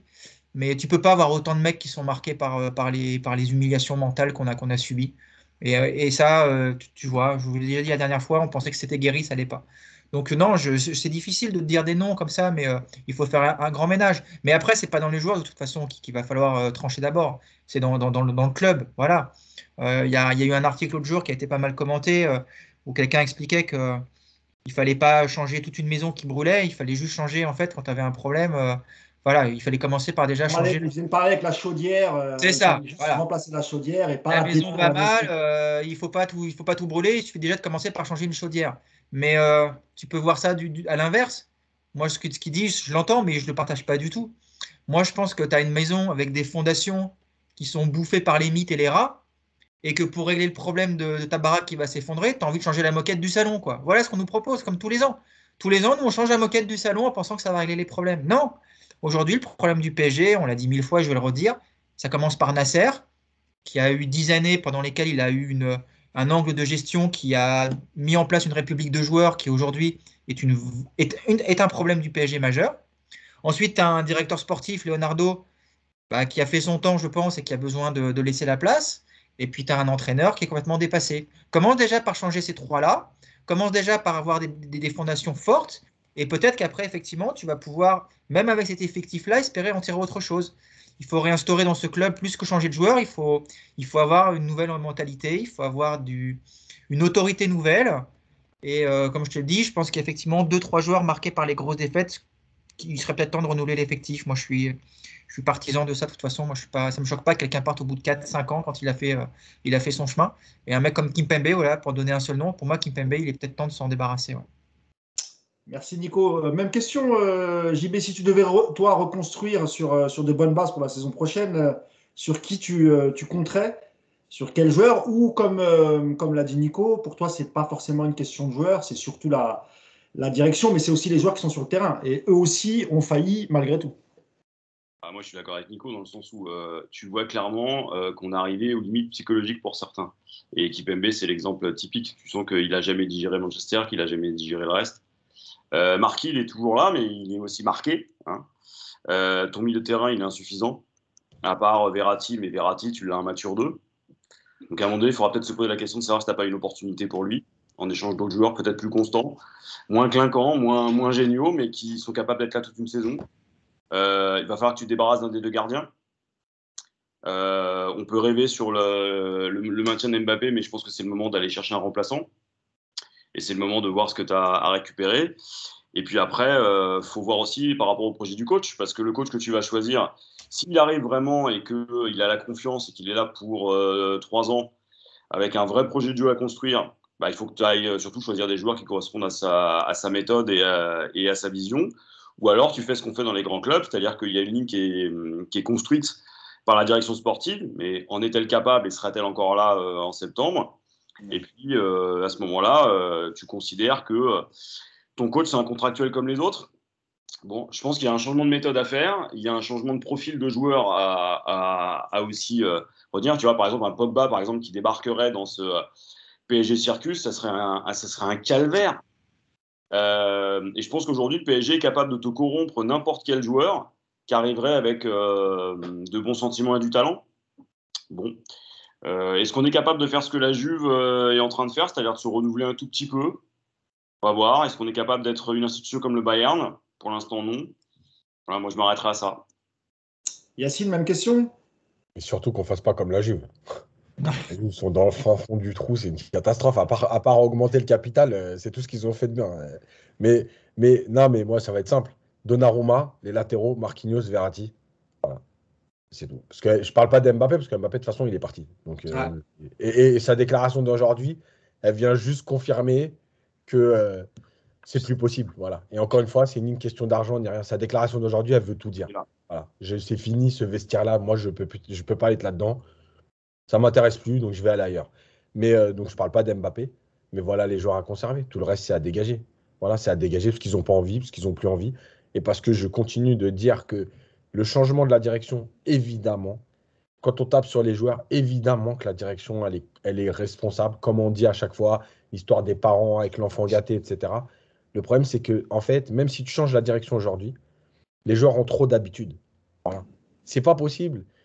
C'est comme tout dans la vie, malheureusement. Quand tu es dans une entreprise, il y a un changement de directeur et que toi, tu as tes habitudes, les directeurs, ils se heurtent aussi à l'humain. Voilà, ça fait 5 ans que je travaille comme ça. Qu'est-ce que tu viens me faire chier? Donc là, c'est pareil. J'ai le droit de venir à l'entraînement en retard. J'ai le droit de ne pas m'entraîner certains jours et de rester aux soins parce que j'ai fait la fête la veille. J'ai le droit de sauter certains matchs. J'ai le droit d'aller au Brésil une semaine en plus que les autres. Demain, tu changes la structure du club. Si tu gardes le même groupe, t'es mort. En fait, ce groupe, il faut le faire exploser. Et il faut le faire exploser déjà. La première chose à ne pas refaire, c'est ces putains de clans sud-américains. Mais eux, ils te pourrissent un vestiaire parce qu'ils prennent trop le pouvoir. Le clan sud-américain, c'est une catastrophe. Tu vois, c'est gentil quand il y a les barbecues et tout, c'est super, les images, elles sont belles. Instagram, c'est festival. Mais en vérité, ça te plombe un vestiaire. Si tu veux on fait exploser le Poupias, hein. Oui, ouais. Nico. En fait, je pense que dans le meilleur des mondes, le PSG deviendrait s'il y a un club aujourd'hui sur lequel il faut s'inspirer, moi je pense que c'est Liverpool. Parce que Liverpool, c'est un mélange. Il n'y a pas de grandes stars comme peuvent l'être, entre guillemets, un Neymar, un Messi, un Mbappé. Mais tu as des grands joueurs. Et puis surtout, tu as des très bons joueurs qui sont tous, ils tirent tous dans le même sens. Ils sont tous inscrits dans un collectif. Et aujourd'hui, quand tu regardes Liverpool, c'est C'est pas le plus bel effectif d'Europe en termes d'individualité. Mais par contre, en termes de collectif, tu peux difficilement trouver mieux parce que tu as des joueurs qui adhèrent à un projet autour d'un entraîneur. Voilà. Le PSG doit tendre vers ce genre d'organisation. Et ça passe évidemment par une chose qui semble complètement évidente, mais qui ne l'est pas à Paris, c'est de mettre un terme effectivement à tous ces privilèges, à ces passe-droits, à cette république des joueurs, à ce côté des joueurs plus importants que ton club. Tu ne peux pas aujourd'hui réussir. Et ce que fait City, c'est aussi un exemple. Ce que fait le Bayern, c'est un exemple. C'est des clubs, le Real, tout ça, ce sont des clubs où tu as des joueurs qui sont en dessous de ton club, voilà, de ton institution. Voilà. La marque Bayern, aujourd'hui, c'est plus fort qu'un Lewandowski. Et tu vois, si demain, regarde, d'ailleurs, tu l'as vu avec un mec comme Alaba. Alaba, ça discute, ça fait chier pour prolonger. Bon, bah, Alaba, va-t'en, terminé. On va pas se mettre à genoux pour un David, pour Alaba, voilà. Donc, voilà. Et aujourd'hui, tu as des clubs comme ça qui sont capables d'intégrer de grands joueurs dans un projet collectif. Pourquoi le PSG n'y arrive pas? C'est que tu as évidemment une gouvernance qui n'est pas bonne et tu as un pouvoir qui est donné à des joueurs trop forts. Et quand on dit, on va en parler là, mais quand on dit on aimerait voir ce que ça donnerait à un entraîneur avec un gros caractère dans cette équipe, C'est le moi, sujet du dernier débat. On y arrive. voilà, on va en parler parce que je pense qu'avant de tout bouleverser, c'est peut-être une solution pour le PSG, la plus facile là, dans l'immédiat, parce que virer 15 mecs au mercato, ça va être compliqué. Donc je pense qu'une solution qui devient peut-être obligatoire cet été, c'est de mettre un entraîneur avec du caractère, lui donner des pouvoirs, dire ouvertement qu'il a le plein pouvoir pour mettre sur la touche un joueur ou en écarter un autre, et voir ce qui se passe. Si ça marche, tant mieux. Si ça marche pas, bon, bah, tu sauras qu'en fait, il faut effectivement tout révolutionner. Vas-y, Yacine. Ouais, juste vite fait pour finir sur Liverpool, parce que c'est intéressant. Il faut toujours rappeler comment ça se passe. Liverpool, au bout de 6 mois, Klopp, il n'est pas loin de se faire virer. Les dirigeants tiennent. Il fait un beau parcours en Europa League. Et puis, la machine, elle se met en route. Pourquoi? Parce qu'en fait, déjà, on l'a laissé travailler. Il a été soutenu. C'est-à-dire qu'on n'a pas sombré dans l'atmosphère En générale. fait, Yass, on lui a pas parlé de la Ligue des Champions toutes les 30 secondes. Là, on l'a laissé travailler. Donc ça, c'est une chose. La deuxième chose, c'est que Liverpool, ils construisent leur groupe sur la première année et demie. Et ensuite, ils identifient les manques. Et chaque saison, il t'a pris ce qui lui manque. La première année, il lui fallait un très bon gardien. Il a pris un très bon gardien. La deuxième année, il lui fallait un très bon défenseur. Il a pris un très bon défenseur. La troisième année, il lui fallait un milieu de complément parce que Milner, il commence à arriver au bout, etc. Rappelez-vous que quand il prend Milner à City, personne n'en veut. C'est-à-dire que c'est un joueur anglais basique. Le mec, il va au charbon. Pourquoi il le prend? Parce qu'à ce moment-là de la construction, tu as besoin de ce genre de mec, de leader. Tu lui dis, tiens, joue arrière droit. Il joue arrière droit. Tu dis, joue ailier gauche. Il joue ailier gauche. Tu dis, joue 6. Il joue 6. Mais le mec, il met toujours le même état d'esprit. D'accord? Et Yacine, juste pour parler du travail de Liverpool, moi j'ai un ami qui est recruteur hein, à Liverpool. Et je peux vous assurer que la manière de travailler de Liverpool, en termes ne serait-ce que de nombre de scouts qu'ils ont à travers l'Europe, à travers le monde, comment ils travaillent, sur Van Dijk, ne pensez pas que c'est comme Leonardo. Hein, c'est genre, il a vu un bon match de Van Dijk, il s'est dit on va acheter Van Dijk. Van Dijk, ça faisait 4-5 ans qu'ils étaient sur lui. 4-5 ans, m'a dit mon ami qui travaillait à Liverpool, qui travaille toujours à Liverpool. Et tu as très bien résumé pardon, la chose. C'est-à-dire que eux, quand ils font finale, ils perdent à cause d'une erreur de gardien. L'année d'après, ils mettent certes un gros montant, mais c'est un gardien qui fait gagner des points. Pareil, ils avaient une défense parfois un peu bancale. Ils vont chercher Van Dijk et ainsi de suite. Et tu as tout à fait raison. Et en plus de ça, ils ont réussi à faire, par exemple, de Sadio Mané, qui est un très bon joueur, hein, mais dont personne n'aurait pu prévoir la trajectoire de Sadio Mané à Liverpool. C'est devenu un joueur incroyable. Je ne parle pas de Mo Salah, parce qu'on l'avait déjà vu un peu à Chelsea, ça ne s'est pas bien passé, mais en tout cas, à la Roma, ça s'était bien passé.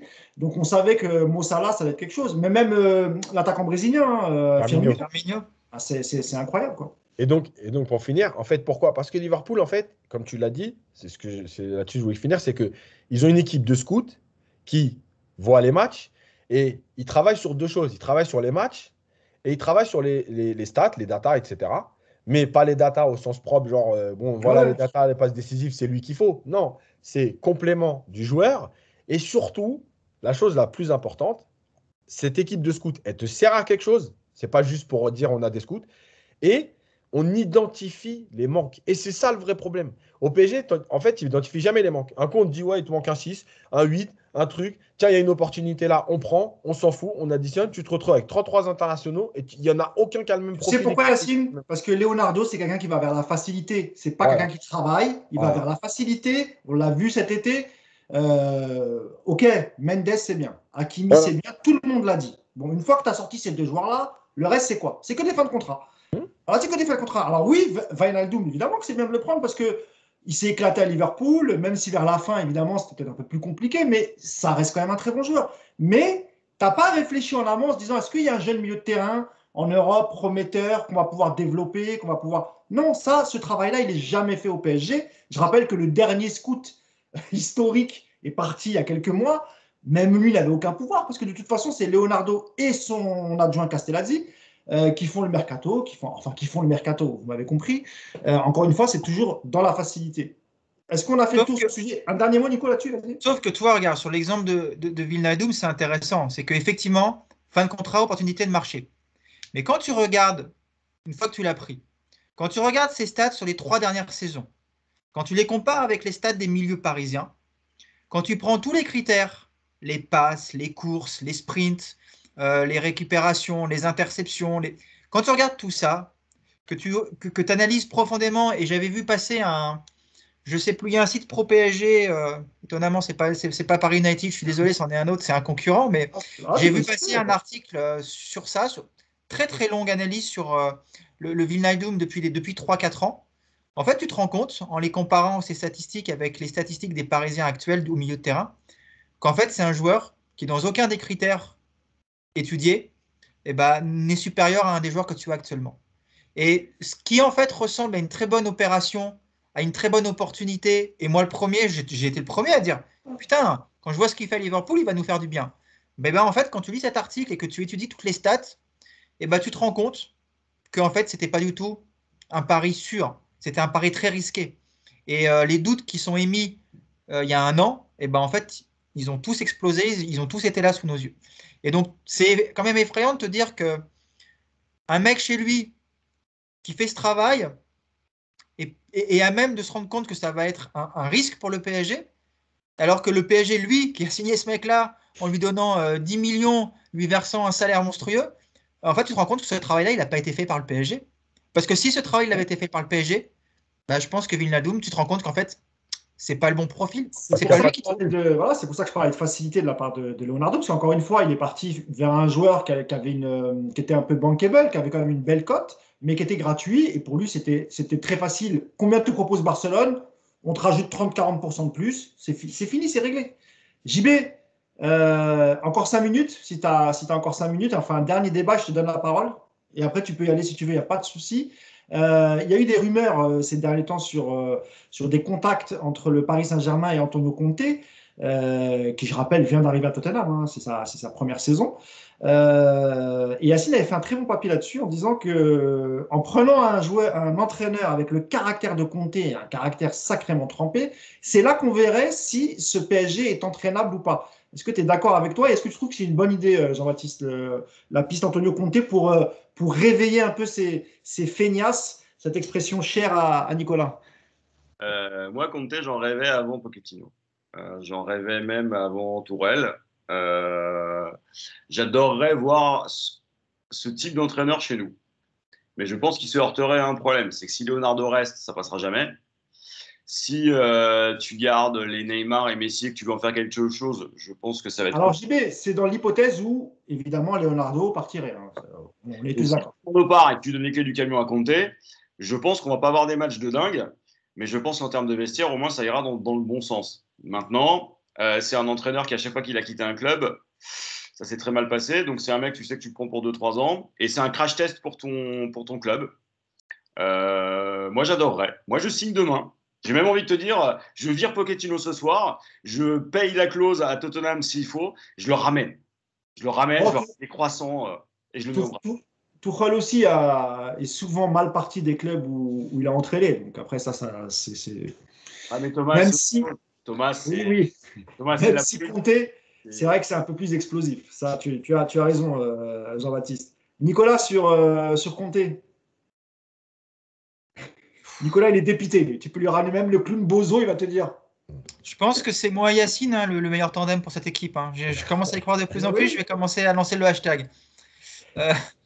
Non, mais alors déjà, Conte, j'ai un doute. C'est que il a déjà été contacté. À l'époque, il a refusé le PSG parce qu'il ne veut pas s'emmerder il veut pas s'emmerder avec les Brésiliens, quoi. Donc, pourquoi déjà il aurait changé d'avis? Bon, déjà, c'est mon premier doute. Après, sur le profil du coach, et c'est ce que je vous ai dit tout à l'heure, oui, je pense qu'effectivement, si tu n'es pas capable de complètement révolutionner ta structure au niveau direction, staff et tout ça, effectivement, mettre un mec comme Conte, ça serait intéressant parce qu'on verrait tout de suite. On verrait si un mec avec du caractère deviendrait une espèce de carpette comme on est en ce moment avec Pochettino, ou est-ce qu'il te foutrait un bordel monstrueux et qu'il mettrait le feu au vestiaire? Donc, ce serait intéressant par rapport à ça. Après, mettre un mec comme Conte, si tu lui donnes les pleins pouvoirs, ok, super. Mais est-ce que les joueurs ils vont adhérer à ça? C'est toi, enfin, ça veut dire que Neymar, au bout de 2 jours, il va être en marge du groupe parce qu'il a 10 kilos de trop. Tu crois vraiment que le PSG est capable aujourd'hui de faire ça? Ça veut dire que Messi, à l'heure de jeu de tous les matchs, parce qu'il avance plus, il va être sorti. Ça veut dire qu'il va retirer le brassard à Marquinhos parce qu'il est fragile. Ça veut dire qu'il va trancher d'entrée en disant que c'est Donnarumma et puis Navas, on le vend parce qu'il n'en veut pas. Enfin, toi, il y a des décisions fortes à prendre qui vont forcément, effectivement, mettre le bordel dans ton vestiaire parce que rien que là, on a déjà vu le merdier avec Navas Donnarumma, le clan des Sud-Américains qui protège Navas. Enfin, donc, tu vois, dans l'absolu, ouais, ce serait bien. Évidemment que ce serait bien de faire ça, parce qu'on a tous envie de leur mettre des claques dans la tronche, de toute façon, aujourd'hui. Donc, évidemment qu'un mec comme Conte, moi, ça me fait rêver. Et même Mourinho, aujourd'hui, ça me fait rêver. Pourtant, enfin, tu vois, on en est là. Ce genre de profil, de dire à un mec, bon, bah voilà, il va venir, il n'en aura rien à foutre de tous les privilèges, il n'en aura rien à foutre de l'image du club, et lui, il est là juste pour gagner. Et donc, oui, si, effectivement. Je te coupe 2 secondes, mais c'est vrai que la saison dernière avec l'Inter, on a vu qu'après le titre de champion de l'Inter, il y avait une vraie communion avec ses joueurs. On dit souvent qu'il y a souvent des clashs entre Conte et son vestiaire, mais en tout cas, l'effectif de l'Inter la saison dernière l'a suivi malgré tout, et en suivant Conte, ils ont gagné des titres. Si tu fais venir Conte, tu as une obligation, c'est que l'effectif doit être renouvelé au moins à 50%. Ah oui, parce que tu as des mecs, tu vas pas demander à des mecs qui foutent rien depuis 3 ans, 4 ans, du jour au lendemain, de se transformer en machine sur un terrain, de contre-pressing. Moi, j'y crois pas à ça. J'y crois pas.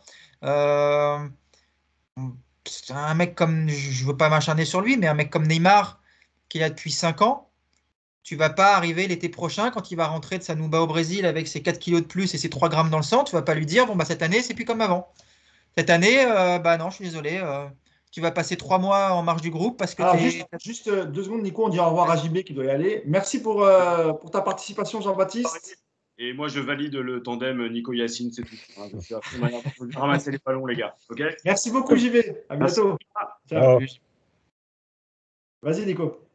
Donc voilà, c'est ce que je te dis. Je pense que oui, ça peut être bien, mais ça nécessite d'abord d'avoir une direction qui mette clairement les choses au point en expliquant on s'est trompé avant, on a pris trop de liberté avec les joueurs, on a été trop intrusif dans nos coachs, on va mettre un directeur sportif qui ne va pas être en conflit avec son entraîneur, on a un président, et c'est déjà le cas quelque part, qui se met en retrait et qui n'est pas là pour trancher là-dessus parce qu'on a pu le voir. Si tu fais ça et qu'à côté de ça, tu mets un Conte en renouvelant l'effectif, je pense que ça peut être effectivement une très bonne raison. Maintenant, si demain tu vires Pochettino et que tu mets juste Conte à la place, ça va rien changer. Il n'y a rien qui va changer, il ne faut pas se tromper. Ouais, je vois ce que tu veux dire. Yacine, sur Conte, bah, c'est toi qui avais fait le papier sur l'idée de faire venir Conte au PSG. Je rappelle encore une fois que l'année dernière, il fait une saison avec l'Inter, ça se passe plutôt bien. Il part parce que lui, contrairement peut-être à Pochettino, il a senti qu'on allait. Il y a eu le départ de Lukaku, avec qui il était très proche de son attaquant, et l'attaquant lui rendait bien. Que ce soit dans le projet de jeu, dans le caractère ou dans l'idée de faire face à sa direction, en vérité, il n'y a pas mieux que Conte, Yacine. Ouais, moi je pense que je l'avais déjà dit à l'époque où on parlait de lui en début de saison.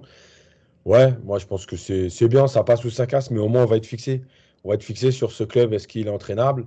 On va être fixé sur le fait que est-ce que le club a décidé de changer de cap un peu et de soutenir son entraîneur. Parce que pour Conte, c'est soit tu le soutiens, soit ça explose. Voilà, après, il y a un truc, ça va paraître peut-être paradoxal que je dise ça, mais parfois, on a l'impression que effectivement les joueurs sont dans un confort et c'est dur de les changer. Mais les joueurs, ils sont un peu comme tout le monde. C'est-à-dire que quand il y a quelqu'un en face de toi qui t'apporte quelque chose, qui est plutôt juste dans ce qu'il fait, bah en fait, parfois les joueurs ont tendance aussi à changer de comportement et à évoluer, à se dire, OK, voilà. Parce qu'il y a un rapport humain qui se crée. Et tu disais effectivement Conte. En fait, Conte, quand tu regardes son passage des 2 ans à l'Inter, qu'est-ce qu'il fait? En fait, il construit son groupe. Et effectivement, il y a une communion avec ses joueurs, mais en fait, avec le groupe qu'il a choisi. C'est pas avec le groupe de l'Inter d'il y a 3 ans. Tu vois? Parce que s'il reste avec le groupe de l'Inter d'il y a 3 ans, c'est pas possible. Parce que Barella, il le fait venir la deuxième saison. Non, la première, il est déjà là, mais en fait, c'est même pas ça. C'est qu'en fait, si tu veux, tu as. Comment dire? Les joueurs, ils sont un peu comme des enfants. C'est-à-dire que quand tu les pousses un peu, tu vas les forcer à travailler, les premiers jours, ça va être compliqué. Et en fait, c'est à ce moment-là qu'avec Conte, ça va passer ou casser et que tu dois le soutenir. C'est-à-dire que, tiens, lui, Messi, Neymar, Paredes, voilà, non, on ne veut pas courir. Ok, bah, c'est pas grave. Mais moi, par contre, je ne vous fais pas jouer. Et là, le club, il doit dire, ok, nous, on dit, ok, il ne joue pas. Et en fait, alors effectivement, tu peux te retrouver avec Paredes, Neymar, Messi sur le côté, mais tu peux aussi très bien te retrouver avec ces joueurs-là qui se décident à se dire, bah non, finalement, on a envie de jouer, on va falloir rentrer dans le moule, et tu rentres dans le moule. Je ne dis pas que ça va arriver, hein, je Ouais, connais bien pas sûr. mais en fait, avec Ça peut Conte, être un déclencheur, quoi. voilà, c'est le dernier levier pour dire, oui, cette équipe est finalement entraînable. Encore une fois, et je le répète comme je l'ai dit dans le papier, parce qu'il y en a qui m'ont attaqué avant de lire le papier, comme d'habitude, Comme et d'habitude. après qui l'ont lu et qui sont revenus. Oui, c'est pas, comme l'a dit Nico, c'est pas juste compter la baguette magique, c'est compter et un fonctionnement. Mais si tu prends compter en le soutenant et en allant dans son sens, parce qu'en vérité, c'est vrai qu'il y a une partie de l'effectif à renouveler, mais tu as quand même des joueurs qui correspondent tout à fait au football de Conte. Verratti, ça correspond à Conte. Marquinhos, ça correspond à Conte. Donnarumma, ça correspond à Conte. Hakimi, Et les Mendes. latéraux, voilà. Et les latéraux, ça correspond à Conte. Donc déjà, tu es déjà quand même plutôt pas mal de ce côté-là. Par contre, Messi, Neymar, Yas, Là, on est mal. Icardi aussi, on aurait pu parler d'Icardi, parce que je pense qu'Icardi, voilà. Mais voilà, donc moi, je pense que c'est un peu, tu sais, la dernière solution. ouais. Et encore une fois, ça ne veut pas dire qu'après Conte, tu dois prendre que des entraîneurs comme Conte. Tu vois, dans le papier, je l'explique, c'est peut-être le moment d'amener ce coach-là, hyper exigeant, intransigeant et tout, pendant 1 an, 2 ans, tant que ça tienne avec Conte, parce qu'il fait déjà plus de 2 ans, euh, pour repartir en fait sur des bases saines. Il y a cet entraîneur, il a mis ça en place, il y a du travail. Maintenant, on peut repasser peut-être à un entraîneur qui propose plus de jeux, etc., mais en gardant cette base de travail, comme le fait Simone Inzaghi à l'Inter. Tu vois, il travaille sur le truc de Conte en essayant d'apporter sa touche à lui. L'Inter, c'est la première fois depuis 10 ans qu'il passe les poules de la Ligue des Champions. Voilà, il a travaillé sur ces acquis-là. Est-ce que justement, parce que Conte, il faut rappeler qu'il est passé à Chelsea aussi, il a eu des résultats la première année. Oui, bien sûr. Est-ce que justement, c'est pas le moment de prendre ce coach-là pour te mettre un grand coup de pompe là-dedans, remettre une rigueur de travail, et puis même s'il reste pas longtemps, c'est pas un projet à long terme, tu as posé les bases, maintenant tu dis, OK, là maintenant on a un groupe qui a envie de travailler.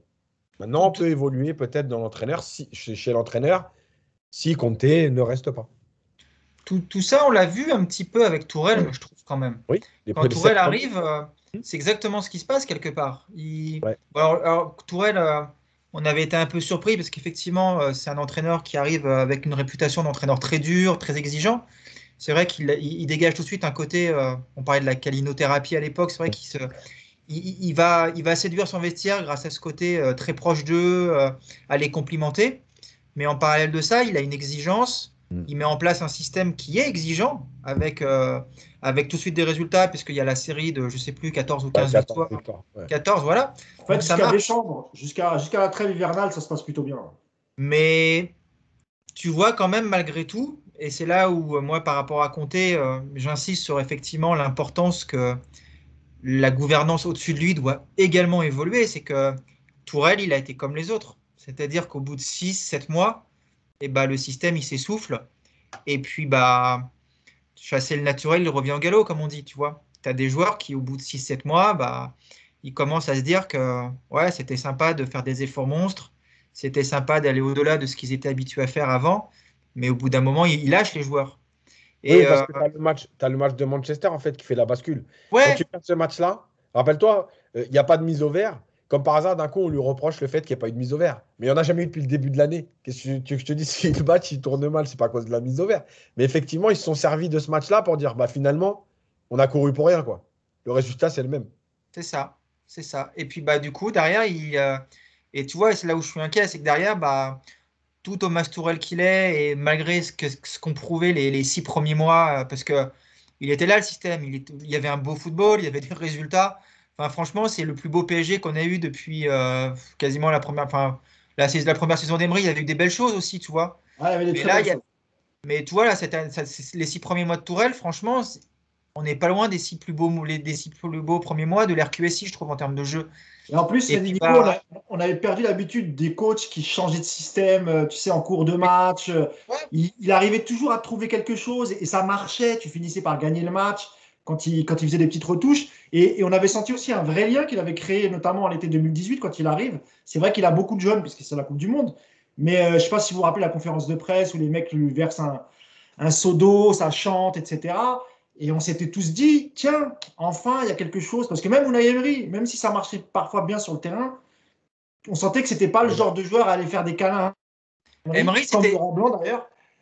Emery, c'était plus compliqué cette mise en place parce que c'était une exigence avec des joueurs qui répondaient pas justement. C'est Tourelle, ça. ils ont répondu à ce qu'il a demandé parce qu'il y a eu effectivement cette proximité. Emery avait des super préceptes de jeu, peut-être même encore meilleurs. Mais Emery, au bout d'un mois, ils ont tous appelé Nasser en disant oh, putain, vas-y, dis-lui d'arrêter, c'est pas possible. Ce qu'il nous Et demande, c'est trop. Tourelle, il a même réussi à faire courir Draxler en deuxième numéro 6 dans un 3-4-3. Imaginez un peu le mec quand même. Oui, c'est vrai, c'est vrai. Très fort. Il avait joué au milieu de terrain. Dernière Et chose, messieurs. Oui, vas-y, Nico. non, puis enfin, encore une fois, c'est les 6 premiers mois de Tourelle.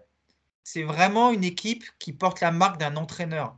Mm. Tout à l'heure, on rigolait en disant qu'on peut aller sur le coach, sur le banc du PSG à la place de Pochettino aujourd'hui, ça ne changerait rien. Bon, évidemment, on grossit le trait. Ce qu'a fait Tourelle pendant 6 mois, c'était vraiment son équipe. C'était pas le PSG avec Tourelle comme entraîneur. Non, c'était l'entraîneur Tourelle et son équipe. Tu vois, il y avait vraiment une patte. Et c'est ça aussi qu'on a reproché beaucoup à Pochettino, c'est que aujourd'hui, 15 mois après son arrivée, il n'y a pas de patte, on sait pas, il n'y a aucun style qui est lié à Pochettino. Tourelle, il avait réussi ça. Donc il avait vraiment donc, tout marché de ce côté-là. Mais encore une fois, voilà, c'est là où moi je suis inquiet, même avec un Conte, c'est que bah, tout Tourelle qu'il était, tout marchait bien, tout le monde s'éclatait, les joueurs prenaient du plaisir, les résultats étaient bons.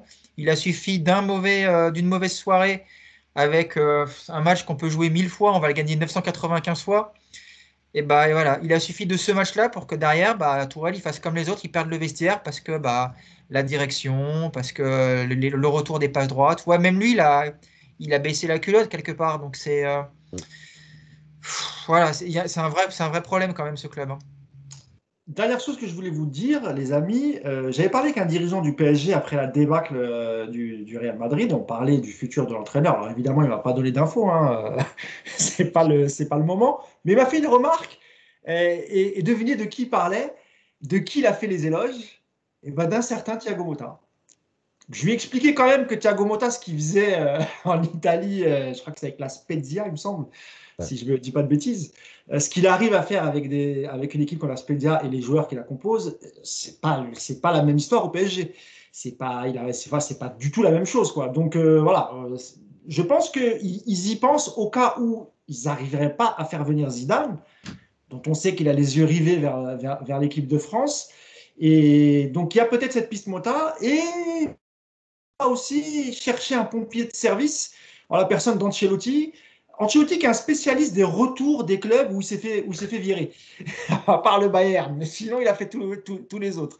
Donc ça peut être aussi une solution de facilité d'aller, parce que je pense qu'Ancelotti aussi avec Madrid, ça va être ça va être compliqué. Madrid va essayer de repartir sur un nouveau projet avec des nouveaux joueurs, sans doute Mbappé, voire Haaland s'ils arrivent à faire les deux. Et je pense qu'ils voudront un autre coach. Et même Pochettino les intéresse, c'est vous dire. Donc, il y a peut-être la solution aussi de facilité de se dire on va appeler Ancelotti puisqu'on n'a personne sous la main. Carlos, c'est un bon gars, il aime la bonne bouffe, il aime Paris, il aura un super bon salaire, même si ça ne s'est pas bien fini la première année. Je crois qu'il a encore des bons contacts malgré tout avec le président Nasser, donc on va surveiller ça de près. Je ne sais pas d'ailleurs ce que vous en pensez d'un retour hypothétique de Carlo Ancelotti pour remplacer Pochettino parce que tu n'as personne d'autre en vue, quoi, Nico. Non, Yacine, je laisse la main. Je prends la réaction. Ça veut tout dire en tout cas. Non, mais en fait, si tu prends Ancelotti, c'est juste une question de politique, encore une fois. C'est pas un projet. Ancelotti, c'est apaiser le vestiaire, c'est apaiser les relations, c'est l'image du bon gars.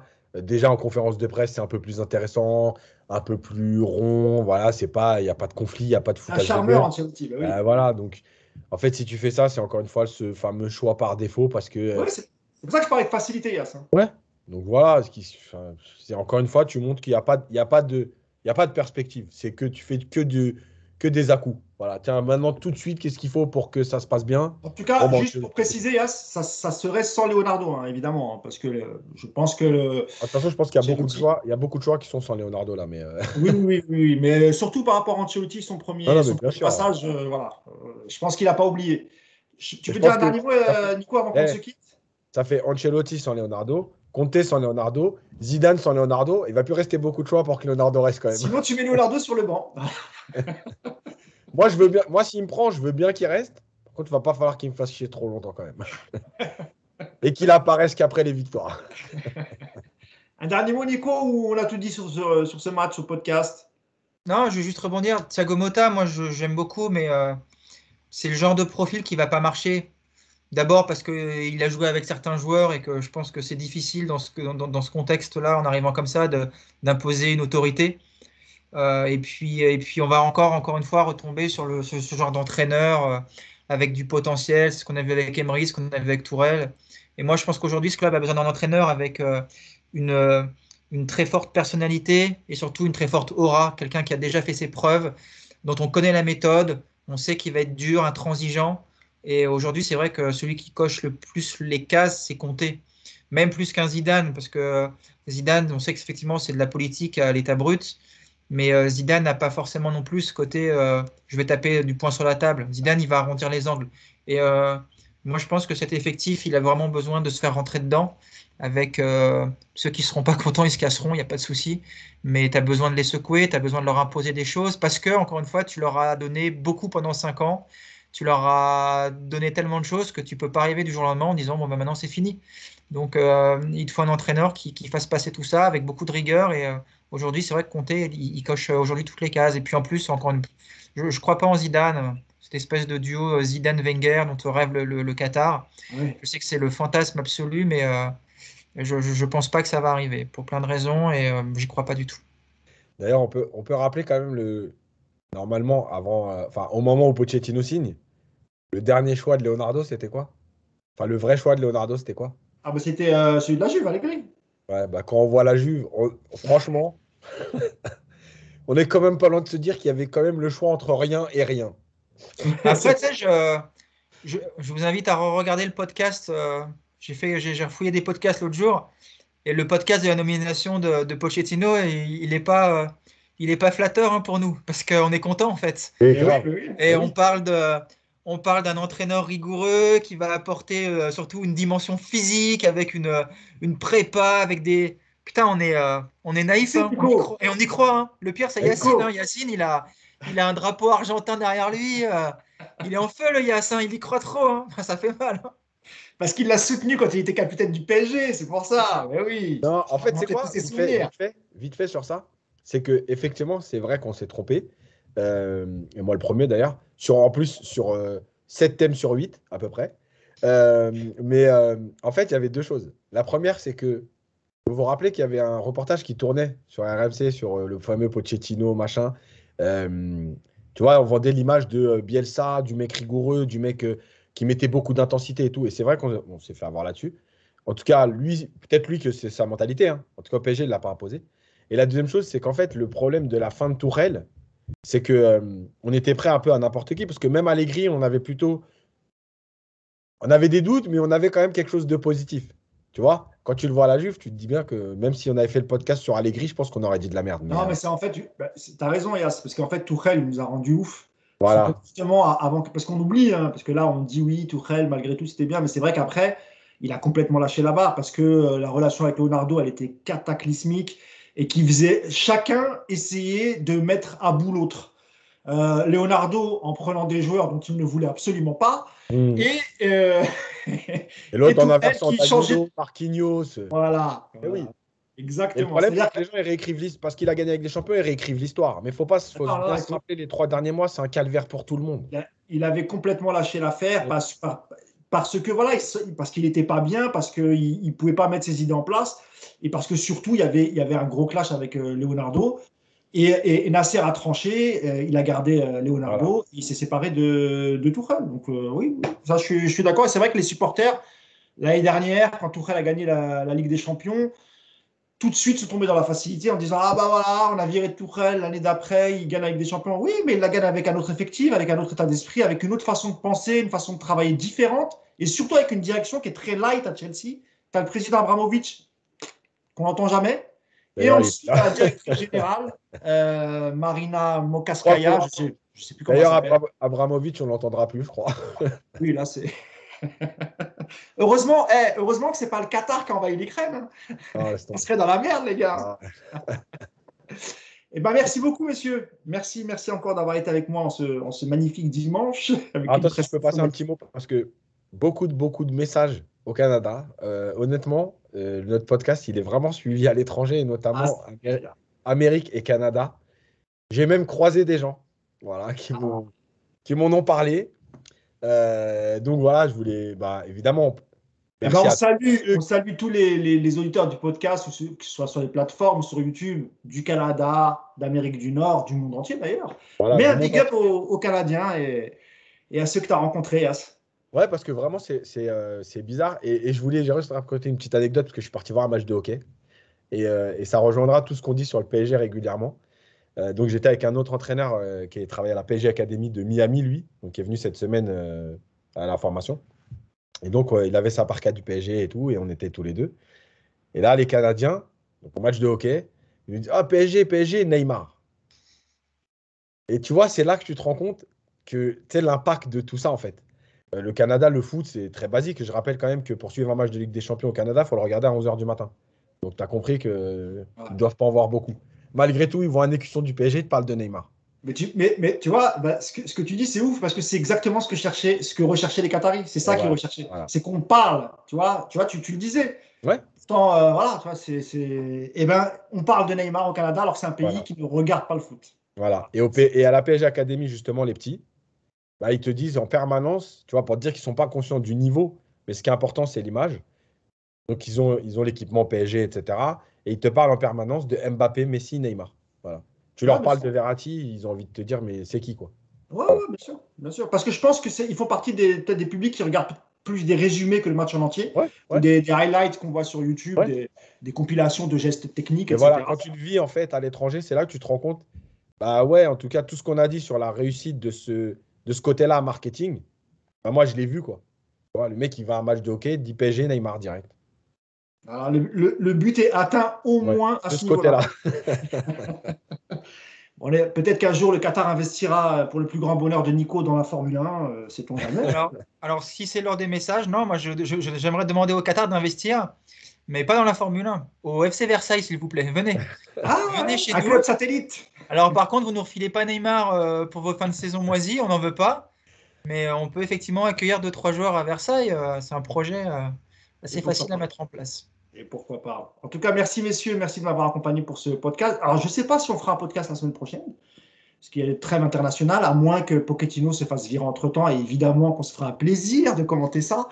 Non pas qu'on souhaite le mal à Pochettino ou à qui que ce soit, mais c'est vrai que ça serait peut-être au moins un petit déclic pour une fin de saison un peu plus normal, on va dire.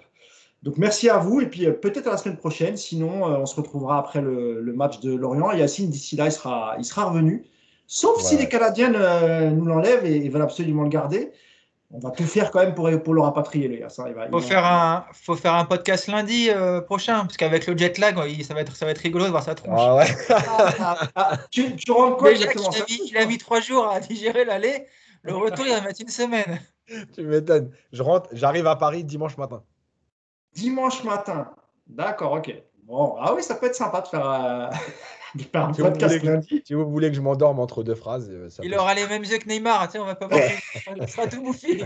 Et du coup, Nico, je serai obligé de lui dire, Yacine, tant que t'as pas les yeux ouverts, tu fais pas le podcast. C'est ça, c'est sur la touche. Bon, bah, au moins, tu vois, on finit par un sourire. On va pas se pendre non plus. Non, c'est clair. Merci à tous de nous avoir suivis. Bonne semaine à vous et à très vite. Ciao. Ciao.